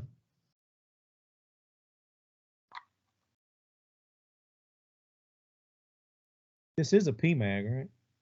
Yeah, that's PMAG. Make sure I got the right magazine. Yeah. Good to check. All right, so maybe it's not the right gen. Maybe this is a Gen 1.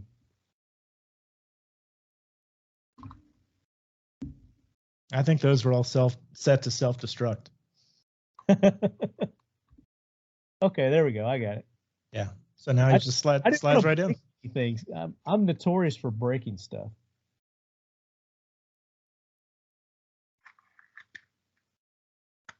All right, so yep, got it in there. And just put your base plate on. I'll get my base plate.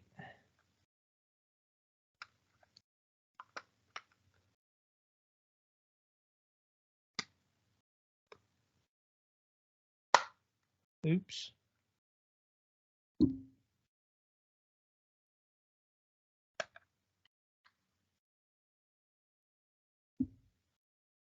So I got it all the way in, right? Yeah. Yeah, just put a little bit of pressure on with your finger and then put the base plate on. It shouldn't take much. Shouldn't. But you're dealing with me, so. There we go. Okay. There you go. Got it. So there we go. She's in. Oh, and it popped up. Yeah, that was your ejector. You guys just make sure it clears the feed lips. Yeah. Does that look right? Did I do it right? Yeah, it's in. You ready to go? I'm ready to go. So now I just need an upper. And that'll work with typical blowback uppers. You could take your 9mm upper and put it on a mil spec lower and make sure you have the buffer sorted, then ready to go. Okay. So that's what I was going to ask. So now I can take this mag, and if I've got a different 9mm upper, then I can put that on regular and use AR mags now. Yep, exactly. And this will hold 50 rounds? Right now, the way you set it up, it's set to hold 10. Now, if you take it apart and take it out and cut that spine off at the top notch, it'll hold 30 rounds. Okay. Well, that's what I need to do. Yeah. Because I'm in a free state. Exactly. And we sell a restricted state version for those folks in California and New York and wherever else, where we epoxy on the base plate and limit it to 10 rounds. But we have the new version of our magazine coming out called the EXOMAG, which is set to improve on the ENDOMAG. So basically what that does is that eliminates the need for a PMAG, right? Exactly. Yeah, we designed our own magazine from the ground up. Well, all the stuff we learned from years of making the ENDOMAG and fielding service calls. Yeah, it's not to criticize Magpul at all. I mean, their magazine is designed to hold 5.56 or 2.23. It's not designed to hold our product and 9mm. So inherently, there's some limitations with the ENDOMAG that you just showed. That's why we designed this. This is our new product. This is a prototype of the EXOMAG. So this is the 10 rounder, but we have 15 rounders, 20 rounders. This is actually a 32 round magazine. And then the big one, this is a 40 round EXOMAG. That's the one we want. So these fit in mil-spec ARs. Yes. So these are an improvement on the ENDOMAG. Like I said, I'm not criticizing Magpul. It just wasn't designed to do what we were doing. So there were always inherent limitations to what we were dealing with the body of the Magpul PMAG. So that's why we made this. This is from the ground up our own design. This is more compatible with more different BCGs out there. It's gonna create better feeding, more reliable feeding from the magazine into the weapon. So this is the evolution. Listening audience, hold that up. So basically, it's like a skeletonized AR mag is basically what it is. So the space that's not being utilized for the 9mm is they've got it skeletonized, which is cool because it cuts down on the weight. Yeah, I mean, if you think about, you know, a 5.56 mag, the outer shape of a 5.56, but then if you think about the size of a 9 mil, basically the front half of the magazine is not necessary. So we actually had, it's almost like a truss, like a bridge. Yeah, truss is what I imagine when I look at this, aesthetically at least. That is the front half, and it actually fits your fingers. Which some people probably will like and some people probably won't. There's going to be always somebody find something negative about it, you know. But of course, the cavity that the magazine is in, that's fully enclosed and sealed. You know, that's not open except at the very top where the follower is. But yeah, I mean, we're super excited about this because, you know, this is going to eliminate a lot of the problems that we had with ENDOMAGS, which, I mean, honestly, the ENDOMAG has been an extremely successful product for us. So there aren't a lot of problems to fix, but this is going to improve it in almost every way. Well, it gives another option. It's more options for people. You know, and people like options. It's like, all right, I've got, you know, 100 PMags sitting around that, you know, I think I want the Endo. You know, so I can utilize those mags that are sitting around that I'm not using. Or, you know, maybe I don't have as many of those mags, or maybe I don't have PMags. I've got, you know, Mission First Tactical, which I'm assuming that, you know, because of the base plate, it's not going to fit in anything other than a PMag. Yeah, I mean, my experience is that I don't think I've seen any magazine other than a Gen 2 or Gen 3 PMag that will work with the ENDOMAG. But one of the, I mean, this is not a big complaint, but one of the complaints we got about the ENDOMAG is that there are people that would confuse them with their 5.56 mags. If they didn't put a tape on it or a little rubber band with a color on it to make them remember, oh yeah, this is 9mm, they would confuse that with, when they're at the range, say, they might confuse that with their 5.56 mag. They're probably not going to, you know, well, hopefully not. Those are dumbasses that are novices and they've never been to the range before. So, I mean, anybody who's got any kind of experience knows to mark your mags. You know, same thing with, you know, 300 blackout. Yeah. Anybody's got 300 blackout and a 5.56 and well, good to notice which is which. Yeah, I mean, you make them very distinguishable between one another because you'll only make that mistake once.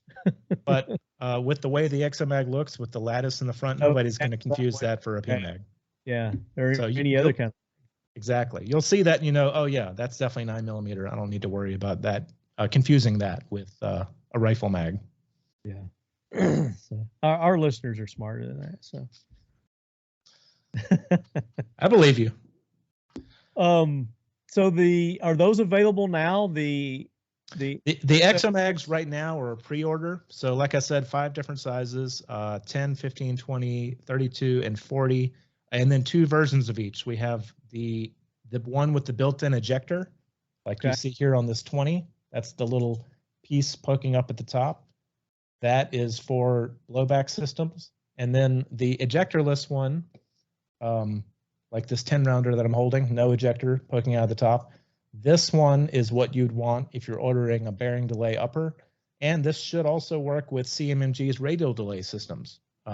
We make ENDOMAGS for them. A lot of the CMMG radial delays that you buy from them come with, I think they just call it a conversion magazine or something, but it's our ENDOMAG but the ejectorless version.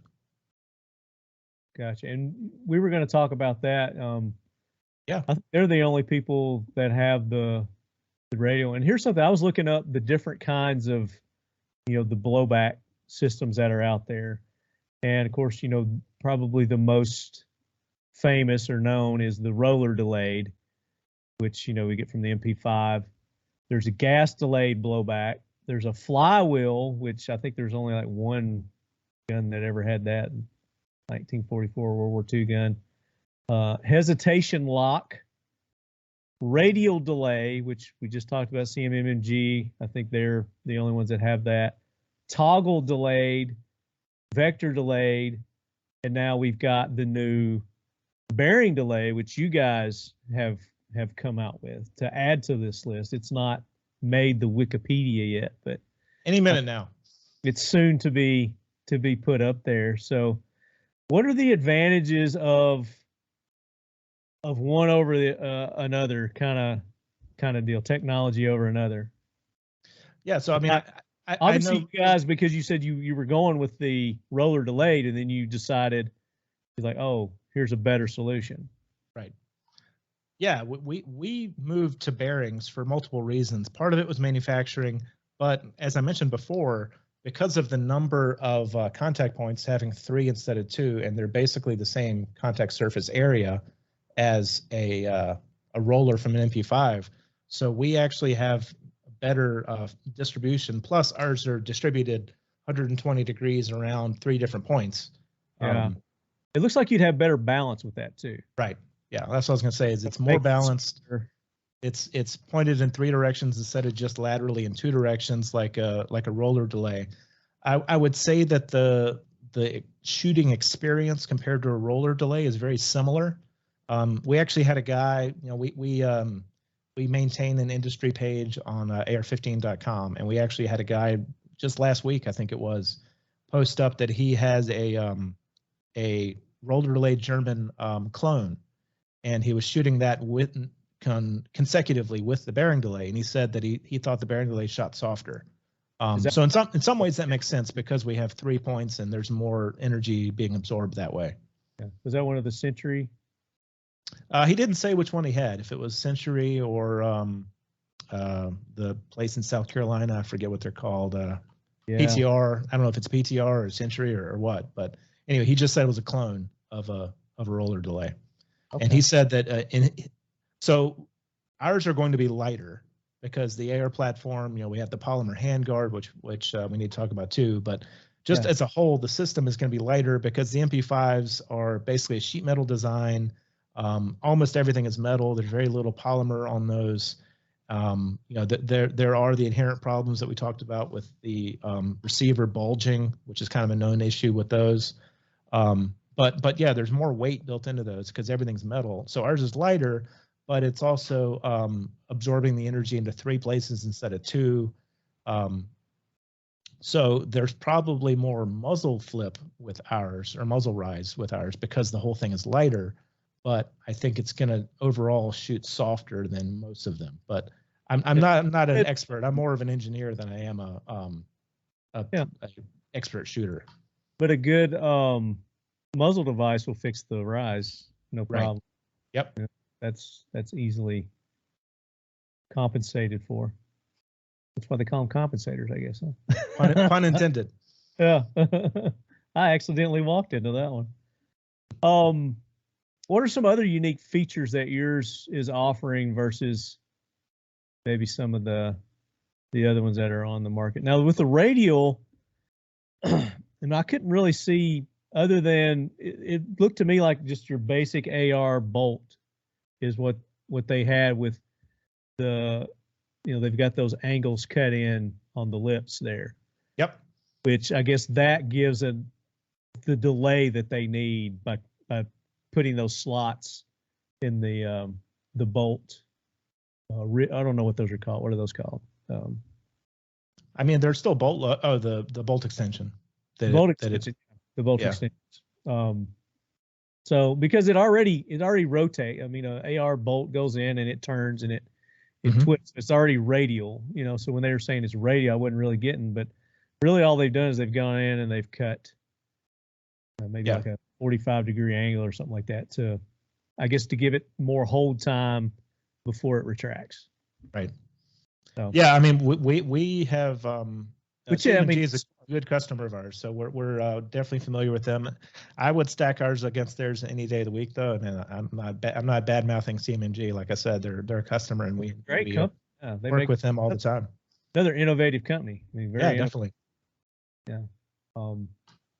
But yeah, I was just, you know, when people are going, it's like, well, why go this way versus that way? And I mean, there's so many different options and everybody's got different preferences on things, but the versatility of yours, you know, with the lifter component, I think that's really key with yours, the design to be able to put the different lifters in there to efficiently and effectively shoot the different loads. Yeah, and I can demonstrate that. I know we saw the animation earlier, but maybe it'll help to see it in person. You just twist the bolt either direction, and it comes right off the front. bolt extension comes with it. That's the lifter poking out, so that just pulls right out, and leaves your firing pin behind. And what the lifter is going to do is it's going to get you different delays. Yeah, you can change your dwell time, so you just swap this part out to one that has a different angle up here for those 3 grooves, and then you just slide it back in, put your parts back together, and you're ready to go. No other changes. You don't have to have any tools to take it apart. There's no cotter pin. I know somebody at the range day was excited to not see the cotter pin during a bolt disassembly. Right. I mean, that's huge. So if you guys could just come up with a 5.56 design for that. Well, I'm not going to promise anything today, but yeah, I mean, that might be coming someday. We'll see. Yeah. We already are in a platform that accepts those type of magazines. So yeah, I think that's a good option. Let's talk about the handguard that we have on all these others. I was just getting ready to say, you know, we've talked about a lot of things, and we mentioned the handguard here, and I just lost you. You got a signal cutting in and out. Yeah, I don't know what's going on. If you hear me through your headphones. There we go. You're back. I don't know what that was. The battery's not dead on the camera. It just decided it was ready to take a break. It's flickering. Okay. Well, maybe it's going to go out again. I apologize in advance, but hopefully the audio is still working. No, the audio's been working fine. Yeah, it was just the video. Hopefully it's still working. Yeah, I see something flickering, but I don't know. I don't know what to do about it. Let's just press through. Yeah. So we're on the handguard now, and lots of expertise in our company with polymers, and this is not your average polymer material. This is we like to kind of joke that things are space age or exotic polymers, but this is not a typical. You got some of your technology from Area 51. I mean, I'm not. That's right. Mouth. So this material is definitely not a plain nylon, as some people have speculated online. I've seen recently. No, this is much more robust and able to take both high temperature and extreme impacts and forces. We've actually run over one of these with a Toyota Tacoma, and no issues. So I don't know if you'll be able to see it in the camera, but if you look down inside one of these handguards, there is a metal ring that we mold inside, permanently attached inside of the handguard. It's back here in the back. Okay. But it's basically, that's what threads onto our barrel nut. So there's a small aluminum ring. It's lined up with where these depressions are right here. So that's where the ring is on the inside. Okay, on the back. Yeah. So there is a ring that's embedded inside the polymer during the molding process. And here's the 4-inch version, or the version for the 4-inch barrel, the shorter abbreviated one. And so this will fit on just any AR build. Yes. The proprietary barrel nut. Yeah, you would need our barrel nut, and then it needs these 2 wing pieces, one on each side, that are just threaded on. They just kind of sandwich the upper to make sure that it stays aligned after the handguard is on. Okay. One thing we have not done a lot of testing on, mostly we're selling these for our bearing delay system. Right. As far as these working with the gas system, you'd have to make sure that the gas tube will clear through the top of the handguard. So that's going to be a little bit of a challenge for installation. That's something we haven't done a lot of testing on yet. I have to say, unfortunately. I don't think it'll be a problem, but I have not seen a lot of testing on that yet. So right now, at least, we're mostly using these for the bearing delay systems. Gotcha. Okay. So at this point in time, that's kind of the use. So yeah, as but the come along, then maybe you guys will be able to certify them and say, yeah, you can use them on your AR-15 builds, mil spec. Right. So these are obviously a lot lighter than a typical metal handguard, and that's kind of what we knew going in. But like a lot of our products, it seems like we discover extra benefits after we make them. So, we took this. It wasn't this. I mean, we did shoot it this year as well, but it was the previous IV-88 shoot. It was a really hot day. I don't know if you were there that time. It was back in 22, I think. Extremely hot, yeah. Yeah.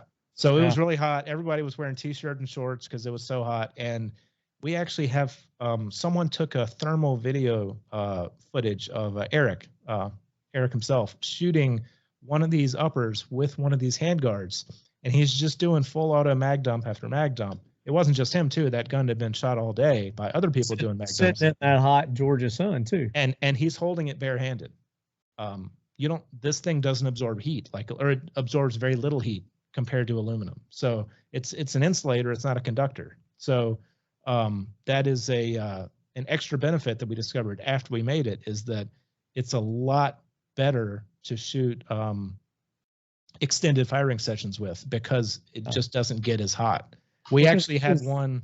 I was noticing that, when you say that day, it was really hot, and a lot of people were either having to bring their guns off the line, after they shot them, put them in the tent, or cover them up. Yeah. Because just sitting in the sun, get them. Right. It's like you couldn't touch it because it was so damn hot. Yeah, CMMG is famous for having their cooler where they dunk their guns into the ice cold water in between sessions, and they give people oven mitts to shoot them with. No oven mitts were needed for these handguards. That's something we didn't necessarily anticipate, but it was a great benefit that we discovered after. Yeah, I mean, I'm just sitting here thinking there are all kinds of probably other applications that would be useful for. Yeah, we have a guy that bought one of the uppers. He's up in Michigan, and he was telling us that it's been great for him in cold weather too. It hasn't been as tough as aluminum is for his hands. Yeah, I mean that is a problem. Interesting. I don't know what kind of material that is, but another thing that gets hot are cans. Oh yeah. Yeah, we actually I don't know if you shot it, but the last range day we had one of the longer handguards. I don't remember. I think it was the 11-inch, but we actually inserted a suppressor inside the handguard.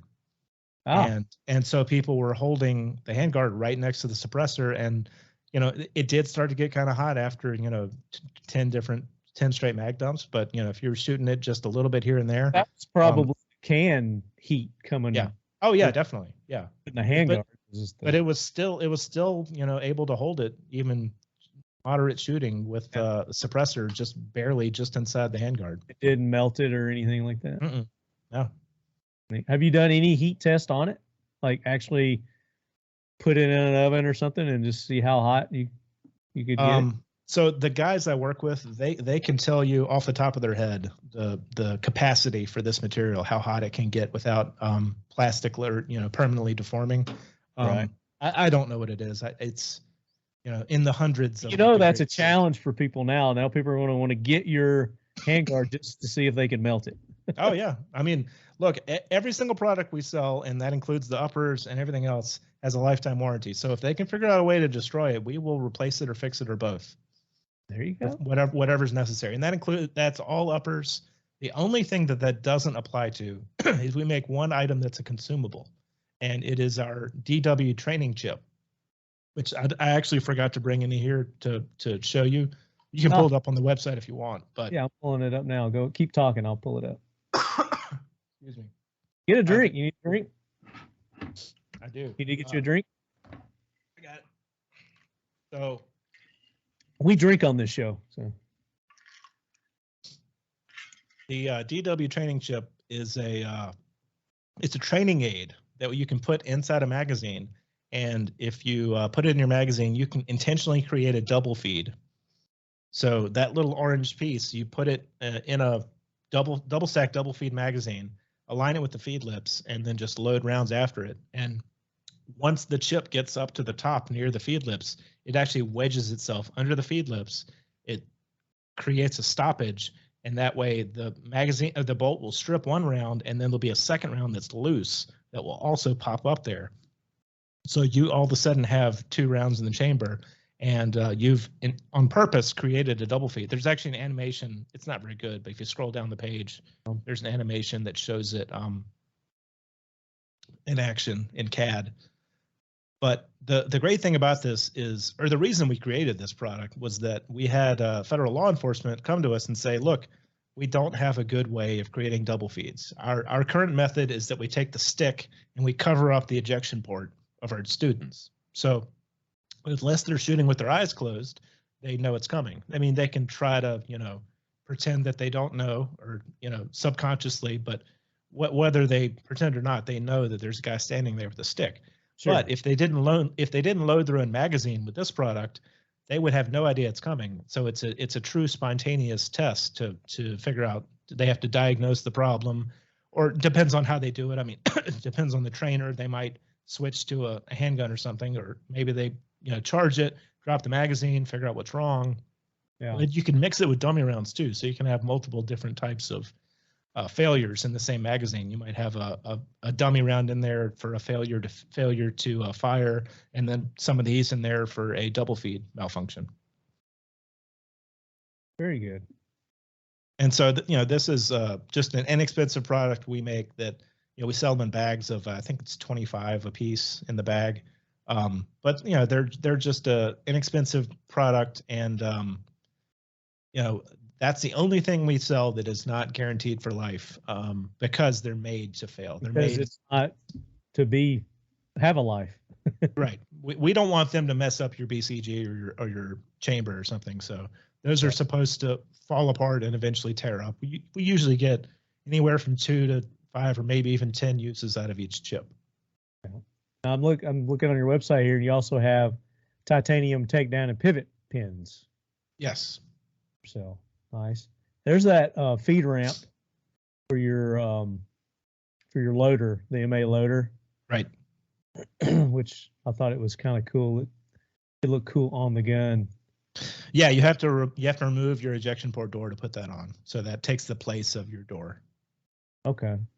So you take the door off, put this on, and does it just stay on at that point? Permanent on. And it's not required. I mean, you can use the loader without that.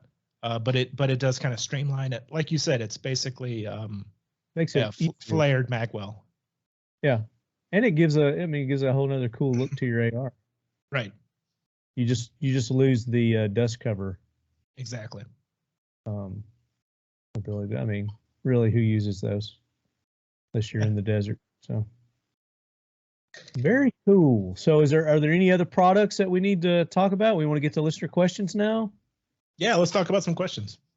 Okay, let's go to listener questions now. And what do I do with my phone? Here we go. As I do most times when we have special guest lead heads, let me switch back here. I'm sharing my screen still, aren't I? There we go. We make a post on Instagram. I used to do Facebook too, but I just do Instagram now because Facebook sucks. Same company. Hey, what? It's the same company. Well, yeah, but it's worse than Instagram as far as their shadow banning and whatnot. Yeah, they seem to be worse than Instagram. I agree. So let's go here. I did a live today too. Did you see my live I did? I just did a little quick live thing. I think I watched the whole thing. I think some people put questions there too, so I'll check both, but okay. You're supposed to put them on this post, Leadheads. So as of today, looks like we got about 30 or so. And I'll just start and go newest first.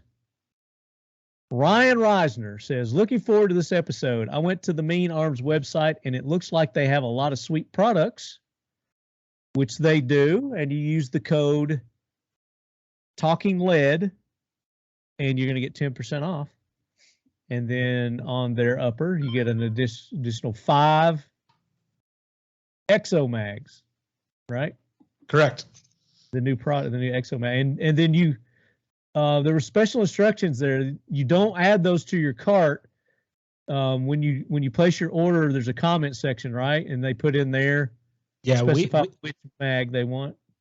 Yeah, apologies in advance. We are internet challenged. Our website is not built for this. So to get your 5 EXOMAGs, the easiest way or the best way to do that is to just know that you get the 5 if you buy an upper, and just put it in the comments section when you check out.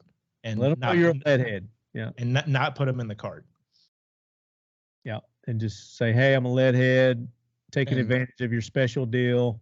Yeah, you can get 540s if you want. You can get one of each size. You can get all 32s. Match however you want to do it. Any combination you want. That's very nice of you. Thank you for that.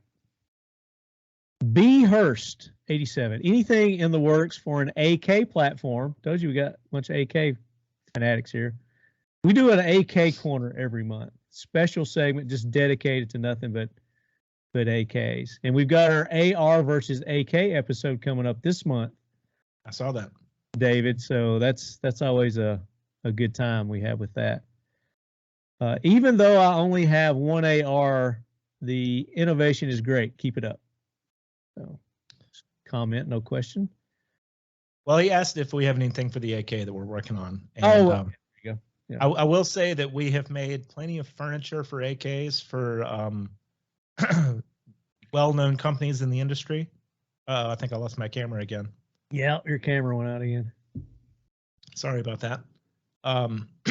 But yeah, we're not working on any bearing delay for the AK platform right now, unfortunately.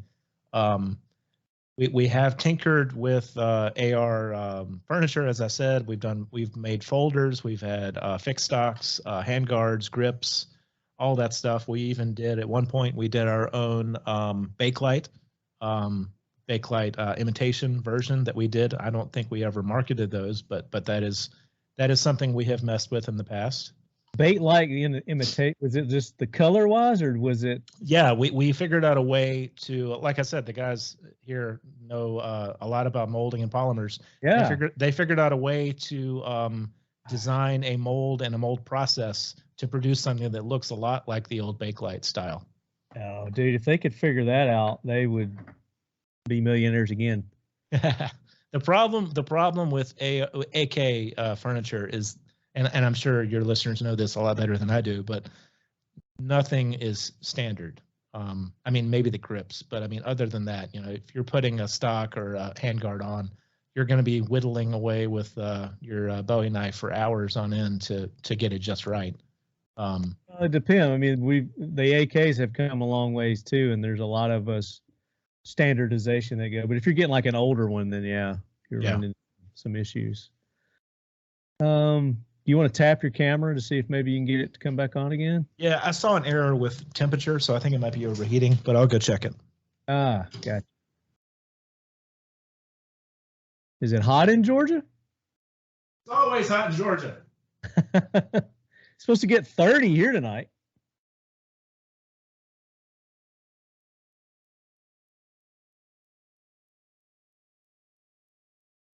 Maybe if you blow on it.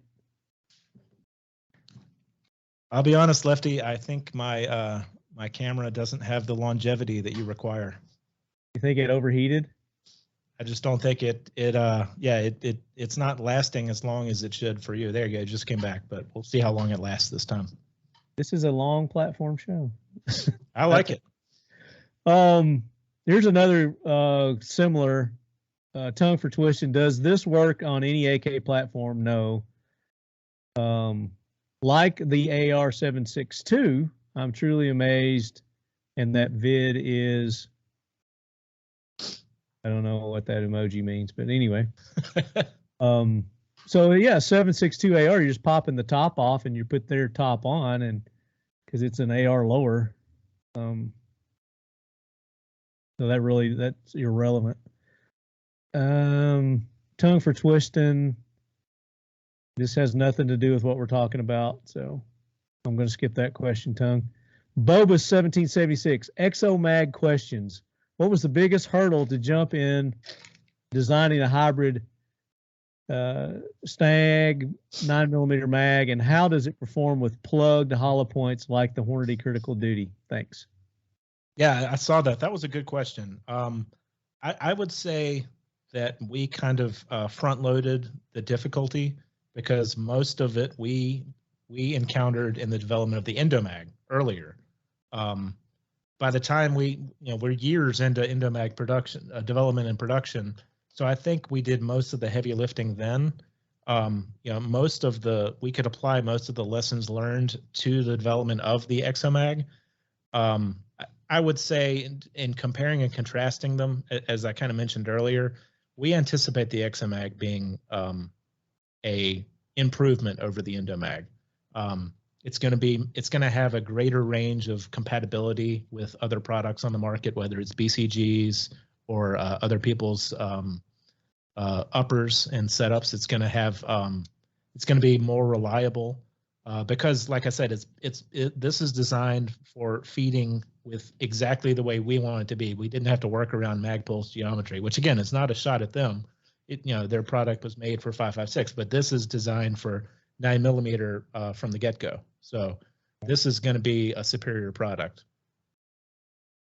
compared to the ENDOMAG. Right. And then what about how does it perform with plugged hollow points like? Oh, yeah. I'm sorry. I forgot about that part. Yeah. So we shoot a wide variety of ammo here at MEAN to test things. But one of the more common ones that we use is we shoot a lot of Spear Gold Dot, and those have a pretty aggressive hollow point on the front. Yeah. So yeah, I mean, that is something that we shoot almost daily with our products. So yeah, we're confident that it's not going to have an issue with hollow points. DJ Stevens, what sort of life expectancy we see with the bearing upper? Yeah, and we hit on this a little bit earlier. What do you think you're going to get? How many miles on your F-250 with a diesel? There's so many variables. Where you're shooting, how you're shooting, what kind of ammo you're shooting. Sure. Do you have a test set up now to where you're doing a round count? Do you have one that we've got X amount, thousands of rounds through this? I mean, we've gone out and shot 8 to 10,000 rounds in a day in one of these before, just kind of torture test it. I should have printed out the manual for the upper. I didn't bring it with me. We have service intervals where we suggest that you replace springs, but we've mentioned this on the internet before. Those intervals that we describe for the springs, and that's for the ejector spring and extractor spring, those are extremely conservative. So really, we don't recommend that you go to replace them even at those recommended intervals unless you're seeing some sort of degraded ejection patterns. Those are created with the intent that we've seen just abusive full auto mag dumps where people aren't cleaning them often enough to create those types of issues. So. And I will say also, the main point here is that every upper we sell includes our lifetime warranty. So if you ever have a problem, we'll always fix it or replace it. And then as well, the maintenance is also included for the life of the upper. So anytime you ever want to replace any of those springs, you just send us the upper and we'll take care of all the maintenance and upkeep on it free of charge for the life of the upper. As long as you own it. We fully expect these uppers to outlast anybody who purchases it. Nice. Let's see. DJ Stevens asked a lot of questions here. How does the bearing delay compare to roller delay in regards to recoil impulse? There's going to be a lot of different factors that come into that. If you're doing apples to apples. I think most people are going to think that they feel pretty similar, pretty comparable. Like I said, we've had a user or two come back and tell us that they thought ours was better than the roller delay, but there's probably somebody out there that's going to account for the extra weight of a roller delay, of a typical roller delay, and say that they like it for that reason. So I think that's probably a pretty subjective. I think ultimately. It is. Then he also says, why would someone use the ENDOMAG over the new EXOMAG? Advantages one over there, and we went through that. So yeah, I mean, right now, because the EXOMAGs haven't started shipping yet, that's the main reason to use an ENDOMAG at this point. If it were me, I would buy a couple ENDOMAGs, but wait, pre-order some of the EXOMAGs now, and with the anticipation that those are going to be superior to the ENDOMAGs. Yeah, absolutely. I mean, it's like we said before. It's like I got PMAGs. I got lots of PMAGs sitting around. I would want the ENDOMAGs. A couple of is it mag? You call them mags? You just call them ENDOMAG. Yeah. We call them endos for short around here. Yeah, just to have so I could use those, put some use to some of those. And then because some of my ARs, the Magpul mags fit better in too. Right. You know, so for that reason alone, different mags fit differently in some ARs, and the P mags fit differently in some of my ARs, and I prefer using those over other ones. So for that reason alone, you might want to go ahead and get both, like David said, and you might as well because you got a discount code now. Talking Lead, get 10% Yeah, off. and the reality is right now nobody can get an EXOMAG because we only have prototypes, but ENDOMAGs are available now. So there's also that. If you're listening here in December, you're taking pre-orders on them, or yes, yeah. So they can't pre-order them. And does the discount code work on the pre-orders? It does. Yep, 10% off with Talking Lead, and we sell them individually. We sell 3-packs and we sell 10-packs of the magazines. And so, of course, obviously the larger quantities, there's a bigger discount per magazine. Right. Here's a good. I don't think we talked about this. What does it mean? Austin Whalen asked. MEAN. Mean. Mean arms. So we didn't talk about it. No, mean is it's an anagram for one of the founders' family members. So the father, the mother, and the 2 children. That the 4 letters of mean are their individual names. Is it Mike, Ellen, Andy, and Nate? Close enough. Okay. Let's get your suggestions on the names there, Leadheads. Send your guesses in. We will not confirm nor deny. The Boomstick Babe says yes, big old heart on there. We like Alicia. I think she put a comment on the other one, so I'm gonna have to go and look at it. Flood Munitions, Evan Floodman, he's nominated for a Gundy Award for best photo. So make sure you Leadheads go and vote for Evan. I put a link up on our Instagram for the Gundy Award. This is the first year I wasn't nominated for one. I wonder why. I didn't get nominated. Of course, I never go, so that could be why. Will you be taking this design into different platforms, like a smaller subgun that takes Scorpion MP5 Glock mags?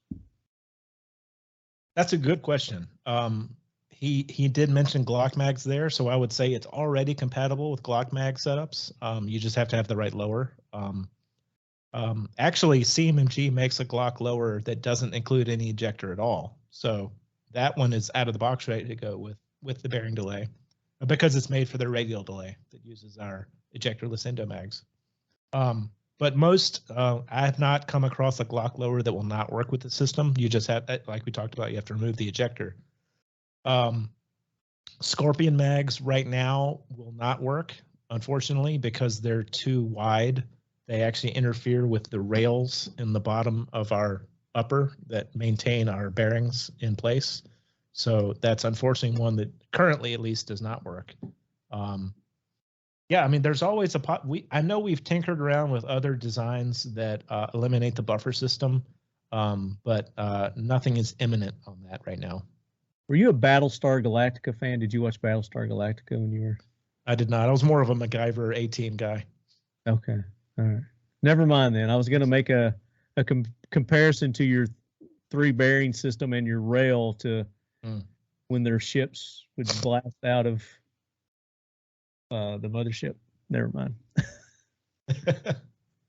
Ton Jones, ladies and gentlemen, has a question. He says, sweet, a few questions. How hard is it to change out the lifters to fine-tune the dwell time? We showed that. It's easy peasy. Do you find the bearing system holding up to some people's lack of care and cleaning? That's tongue-in-cheek, he's saying. And we talked about that a little bit too. You will probably answer this during the show. Yes, Ton, we did. But other than the upper and the ENDOMAG, any other components need to be swapped out. And we talked about the ejector. Yeah, and that's only for dedicated pistol mag lowers. So if you're running a mil-spec AR lower, then nothing, because you already have the right buffer if you're shooting 5.56. So basically it's the magazine and the upper, and that's it. Tongue for Twisting's got another one here. What the heck is going on? How did y'all come up with a unique design? Freaking amazing. I'm giving y'all a follow. And we talked about that. All started 50 years ago in the garage. A one-car garage. I think it had a dirt floor. With Mike and Ellen, Andy, and Nate. They always have a dirt floor. Yeah, dirt floor. It was my last dime. Island Tactical. What day is this going up? We can't wait to listen. We love using these products. Well, as you're listening to it, it's up. There you go. I think I got. Is it going up on Pearl Harbor Day? When's Pearl Harbor Day? Tomorrow? Tomorrow, the 7th. The 7th, yeah. Yeah, as you guys are listening to this.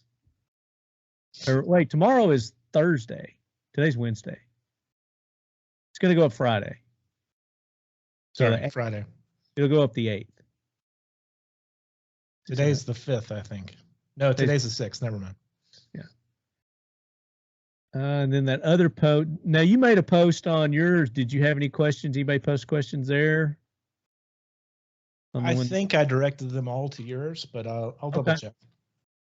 Yeah. I want to make sure we give everybody an opportunity for the giveaways, because we are doing giveaways. David is going to give away a little MEAN swag package. It's going to include one of the, is it the ENDOMAG or the EXOMAG? Yeah, we're going to include an ENDOMAG since those are already manufactured. We'll provide one of our grips. Sorry, I lost my camera signal again. But yeah, one of our rubberized grips that people seem to like. They have some Santoprene rubber on the outside of them, and a pack of training chips. So you can prank your friends, or if you want to try to get better, you can put them in your own magazine so you can diagnose your own malfunctions. Come out and play. Is there currently, or will there be a solution to add the ejector to the ENDOMAG for those of us who bought the ejectorless inserts by mistake? There are plenty of us who clicked carelessly through checkout. Well, that's your own fault. Should have paid attention, man. Come on. That was one that I did want to answer. Yeah. I already told him. He just emailed us. We'll swap them out. No big deal. Okay, so if they did make that mistake, just email you guys and you'll correct it for them. Yep, support@meanarms.com. Very good. And on Instagram, what's your Instagram? Since our first account got canceled at one point, we are MEAN_arms. We somehow got our old original account back, so MEAN Arms, one word, is our backup account now. So either one of those, you'll find us. Very good. Alicia, who's your favorite 2A gun gal? And why is it Alicia Garcia? Alicia. You got to say it right. It's Alicia. Because of her wonderful personality. There you go. And I like people from Colorado. And she's a Oompa Loompa. She's a tactical Oompa Loompa. Jay Eggerperry, I think I should win one of those special edition mags since I may know who emailed the suggestion. So what he's talking about there, Leadheads, is for our AK corner, our season finale, AK versus AR, I'm going to have some special magazines made up from our friends at Mission First Tactical. These aren't them, the ones I'm holding up. They're going to be different ones. And US Palm Mags, where last year I had these awesome Red Dawn Wolverine limited edition mags printed up. You could have got the Wolverine. You could have got, I got the other one in the bag here. The Wolverines class of 84, and also did an AK corner mag. But it's from the ones I'm going to have done, the AR will be the good guys, the AK will be the bad guys, because that's how everybody sees them typically. From an 80s, iconic 80s comic book, TV, cartoon, toy line. What do you think it might be, David? I mentioned it earlier. You did mention it? I did. There's your hint. Then I should know. Should know, yeah. G.I. Joe. G.I. Joe and Cobra. I was really hoping it was going to be Jim and the her van. What? Jim. That was my wife's favorite when she was growing up. The purple-haired rock star girl named Jim, J-E-M? Jim. No, G-E-M. Anyway, she had a van and lived by the river, and it was like the counterculture version of She-Ra from back in the 80s. No, that's not. If you had sisters, you would probably recognize it. No. Had two older brothers. No, we didn't watch the Jim.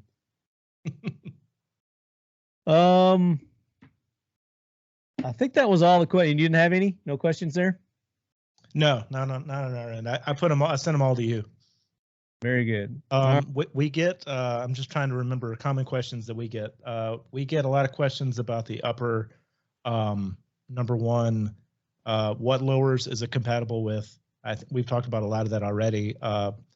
Because we make the ENDOMAG and the EXOMAG, mil spec makes sense to us, but it's not limited to that. Lots of the pistol mag lowers out there will work, but I know Scorpion mags will not work. They're too wide.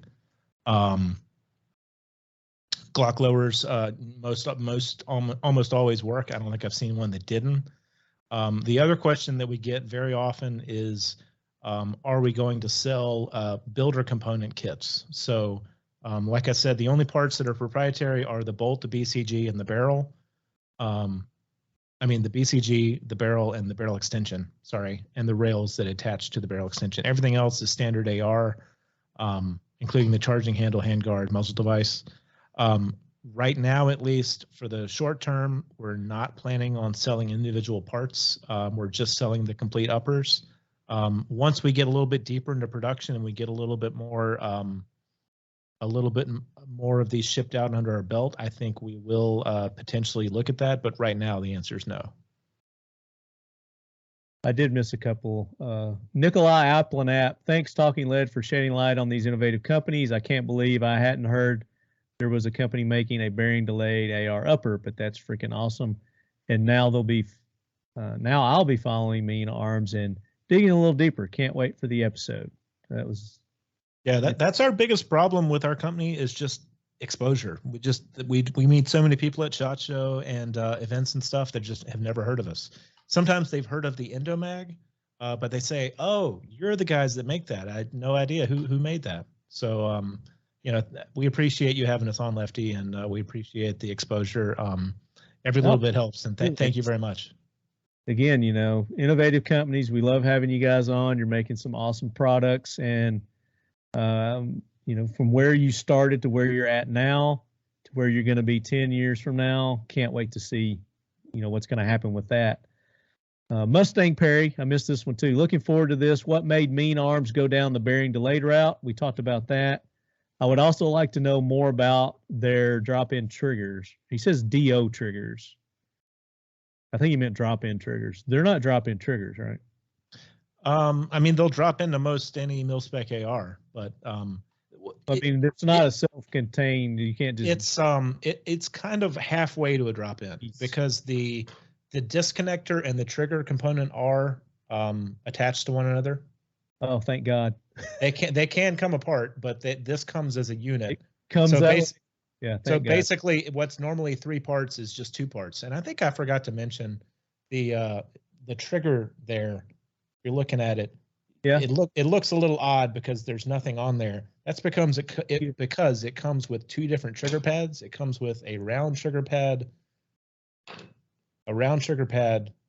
and a flat trigger pad, and you can swap those out whenever you want. Every trigger we sell comes with both of those versions. So if you want to change between curved and flat, you can always swap them out. And if you lose them, it might be a little harsh on your finger, but there's no reason it wouldn't work if you just lost those for some reason. And there was one more here. We'll wrap it up with this one.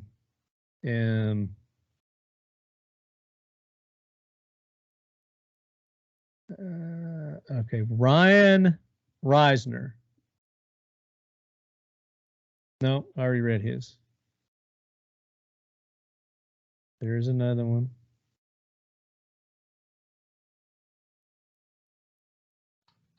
For some reason, they're not in the same order I just had them. That's a crazy. I blame Instagram. I do too. Oh, here we go. Corey Brown. Corey Brown says, if you're this innovative, surely you have something else in the books. Remember, Talking Lead is the place for exclusives. LOL. Number one. Got coming down the pike. What can we expect? Number one, don't call me Shirley. Number two, this is the debut of the EXOMAG. We actually have not talked about this anywhere yet until today. So I should have made a little bit more build up to it, but it's on our website, but we haven't put it on social media. It hasn't been announced anywhere until this podcast. That is all. There you go, Leadheads. This is the show for exclusives. So you got the exclusive on that.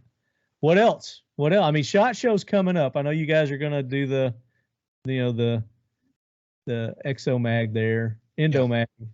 Yeah, we're hoping to have the EXOMAG in full production before SHOT. So we're hoping to already be shipping them out and have production ones on the floor at SHOT. That's the hope. Everybody has a plan until they get hit in the face. So we'll see. The lead you're burying though, because there's going to be something else, right? Something else at SHOT, maybe, huh? Those are the big ones. Is continuing the bearing delay, EXOMAG. I would say a little bit longer term is additional calibers for the bearing delay, but that's not imminent. Yeah. And maybe some AK stuff, maybe an AK magazine coming down the pike. You never know. Get that Bakelite simile AK mag. That would be sweet. I think that would sell really well. Very good. We covered everything. Is there anything else that we need to talk about? I think that's about everything. I mean, there are always a few more products that we make, but that we hit the ones that are the most important ones. Do you guys offer tours of your facility? I think the ad that I gave you is probably the best you're gonna get. I emailed you an ad. We're a manufacturer. We don't have pretty clean white floors everywhere like some of the places you see. We're down and dirty and we make stuff. There's not a lot to see, unfortunately. Well, I'm not that far away, so if you ever want to invite me down to do a tour of the I'll buy you a beer in Vegas at SHOT Show. How about that? I could bring the studio down. We could record from your facilities. We have a conference room. We could do that in the conference room if you want. Yeah, I mean, I like the bomb background that you got there. That's pretty cool. I think maybe they should do like since they're into the World War II stuff, maybe set up like a little museum or something. We don't do it often, but we do occasionally have opportunities to fly in some of those old World War II aircraft. So let me know if you want to ride someday. I'm letting you know right now. All right. I would love to do that. Yeah. That would be amazing. Definitely. I'll let you know. Want to do that. So again, Leadheads, big thanks to David for taking the time to be on. Greatly appreciate you doing this. And their website is meanarms.com. And you use the code TalkingLead, you're going to get 10% off.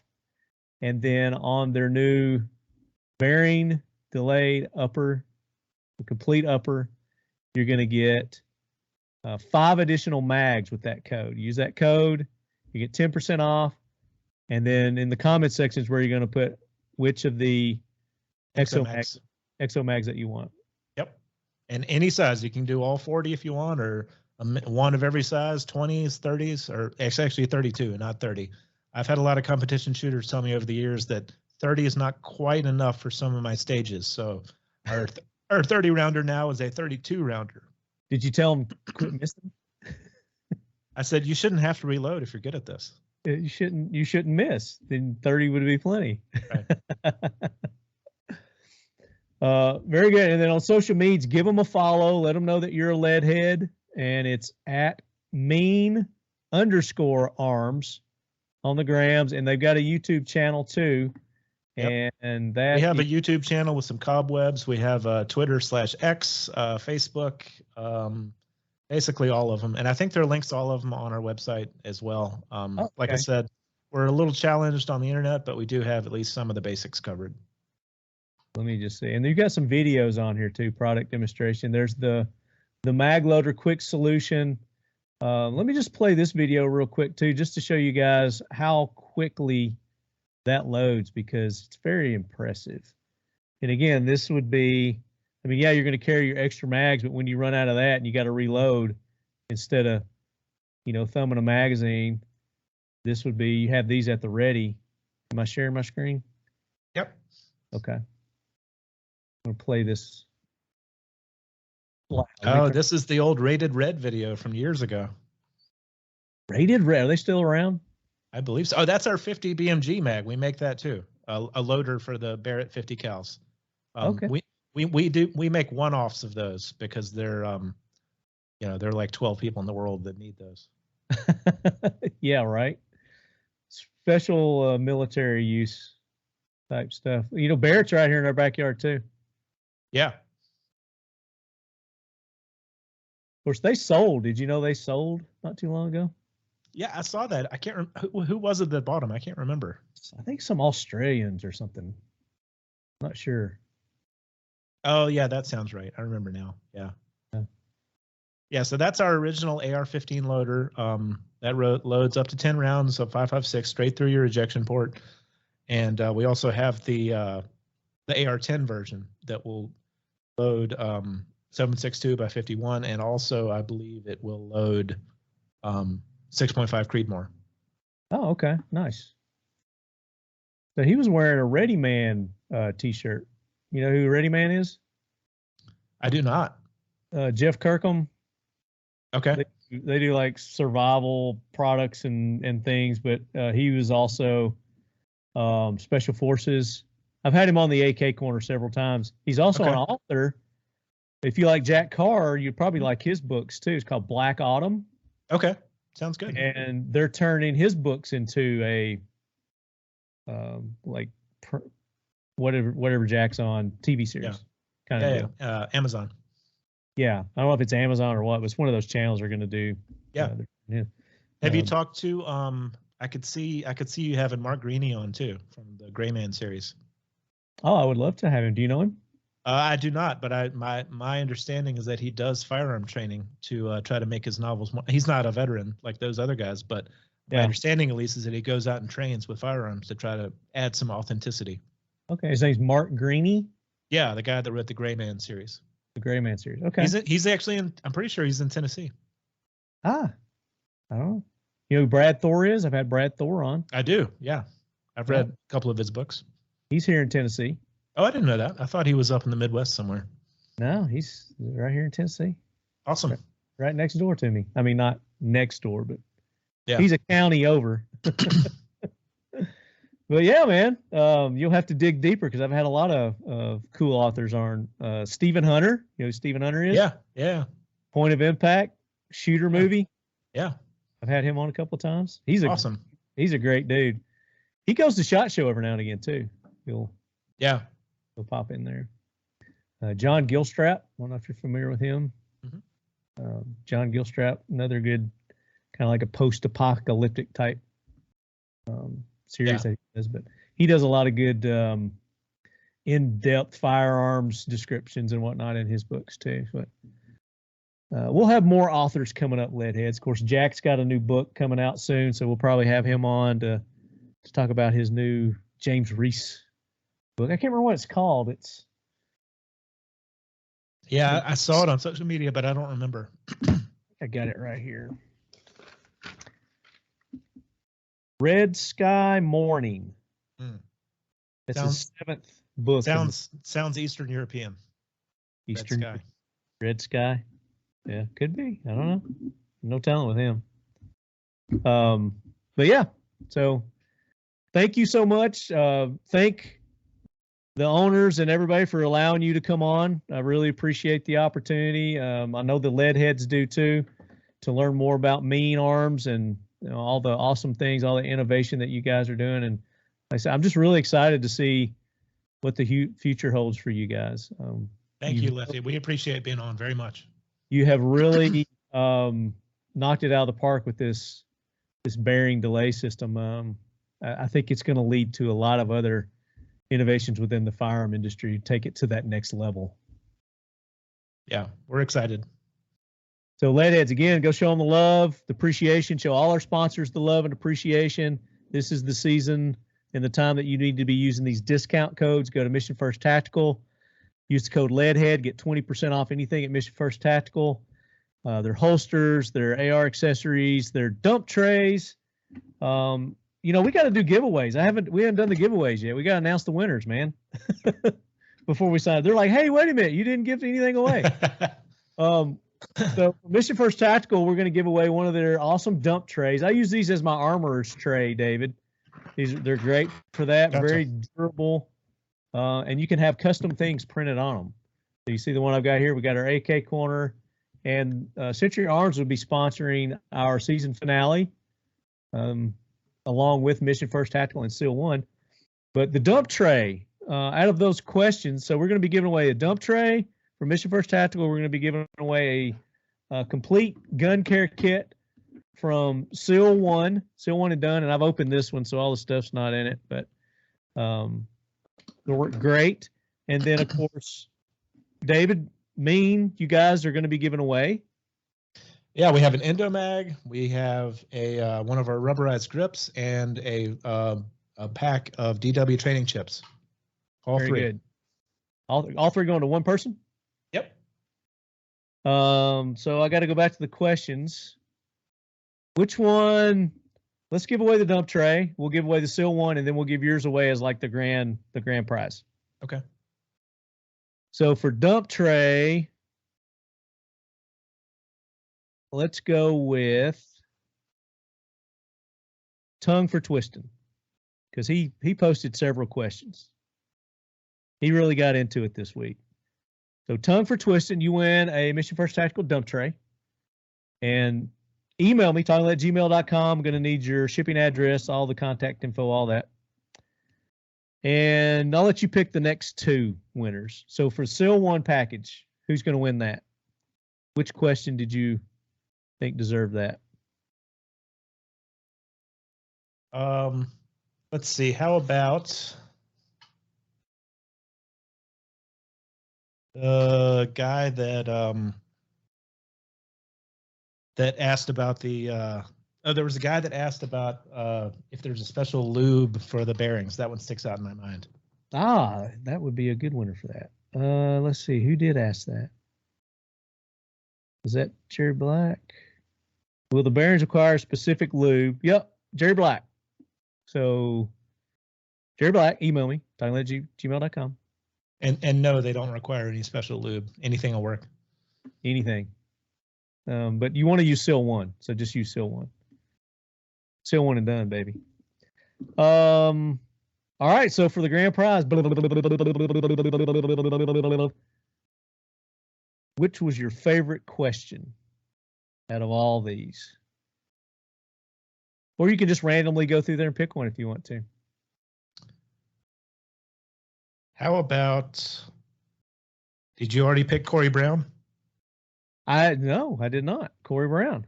Corey Brown it is. There you go, Corey Brown, because this is the show for exclusives. Exactly. You exclusively get, which one of those does he get? Is he going to get all three of them, or are we going to spread the love? Let's give him the everything. Let's give him all three. Okay, there you go. Corey Brown. You got the awesome MEAN package with the ENDOMAG, the grip. Is it the rubberized grip? Yes. Rubberized grip. And the, what was it? DW training chips. So he can either train himself or he can prank his friends and screw with them. Or both. And Corey, these aren't edible. You can't eat them. So you'll Challenge chip a accepted. You'll chip a tooth, son. So there you go. All the winners, email me, talkinglead@gmail.com, and I need your address, and I'll forward that on to all the companies so you can get your stuff. Probably not in time for Christmas, but maybe. Depends on when you get back to me and how quickly you get back to me. It's possible. Yeah. Again, codes, Defiant Munitions, lead head, 10% off. ASP USA, it's ASP-USA, lead head. They've upped it to 20%. So you get 20% off anything at ASP USA. Are you familiar with them? They do like the handcuffs and the training guns, and flashlights is what I really like. They make the best flashlights, and I don't have any of them handy. Here's one right here. Here's two right here. I've got two. Dual fuel flashlights. Okay. Super bright, and they've got all kinds of different functions. I like it. I'm not familiar. Is it a small company or? ASP, no, they're huge. They're a big Okay. company. Yeah, especially in the law enforcement community with the handcuffs and batons. You've probably seen their batons. But this is my EDC. I carry that with me everywhere in my bag, in my pockets and everything. ASP USA or ASP-USA lead head, 20% off. That's a great deal for you guys. So thank Michael for that. Factory 47 for all our AK Corner logoed apparel. Go to Factory 47. Our Leadies, anything with our AK Corner, you go to Factory 47. And that's FAKTORY 47. Lead head, 10% off. Seal1.com, lead head, 25% off anything at Seal One, plus their new cleaning rod system that they have. It just came out this year. Makes a great present, great stocking stuffer. And then Firebird targets. You familiar with Firebird targets, David? Sure you are. Yeah. Awesome non-binary exploding targets. I like anything that explodes. You can shoot them with an arrow and it'll set them off. They're pretty cool. So Ton just hit you guys with this last episode. So new discount code from Firebird Targets, Talking Lead 15. You're going to get 15% off anything at Firebird Targets. Kraken cases, 10% off. Use the code Talking Lead, and that's the pistol case, the eyeglass case, their new ammo cases, and their new Big Sigma rifle cases. Are you familiar with Kraken cases? Oh, so I need to, I'll tell you more about it off air. Okay. You're going to really like those. And then Keltec. You go to keltecweapons.com, use the code LEADHEAD, 15% off. Anything in their store, obviously no firearms included in that, but they've got some really good swag there, shirts, hats. They've got some cool flashlights too. I don't know if I have one handy, but any of their accessories too. So any of their firearm accessories, you can get 15% off those too. So there you go, Leadheads. Take advantage of these deals. Show our. Does that include magazines for a Keltec? Yeah. Okay. Awesome. Yeah. You can get magazines too. That's included too. Use that code, and you'll get 15% off. Oh, and then Whiskey River Beef. You don't want to forget that. You want to go load up now. He's selling out of a lot of the stuff, but he will be restocking. But go ahead and put your orders in. WRB 2023, 10% off. And don't forget to hit the contact me when you go to their website to enter for that $100 gift card that we're going to be giving away in January. We'll announce that in January. And then, of course, Mean Arms, Talking Lead, 10% off. And then the other thing with the upper there, you get the 5 extra mags and the 10% off. Yep. Yeah, the ENDOMAGS. So very awesome. David, thank you so much. I appreciate you taking the time to be on. We're gonna have you back on again. I know the Leadheads are gonna enjoy this. So as you guys are innovating and coming out with new products, keep us in mind, and we'll have you jump on and we'll talk about it. That'd be great. Thank you. Hopefully, I'll get to see you at SHOT Show. Yeah, I'll buy you a beer for sure. Oh, that'd be awesome. I love beer. So Leadheads, be safe during this holiday season. Again, remember to just take a deep breath. And, know that people have other things going on in their life right now. So try not to take it personal and, set the tone. Be calm. Make everybody else calm. Enjoy the holiday seasons. Have a beer. And as always, keep your loved ones close. And your firearms closer. And don't forget to lube your bearing delay. With Seal One. She said she didn't learn that thing.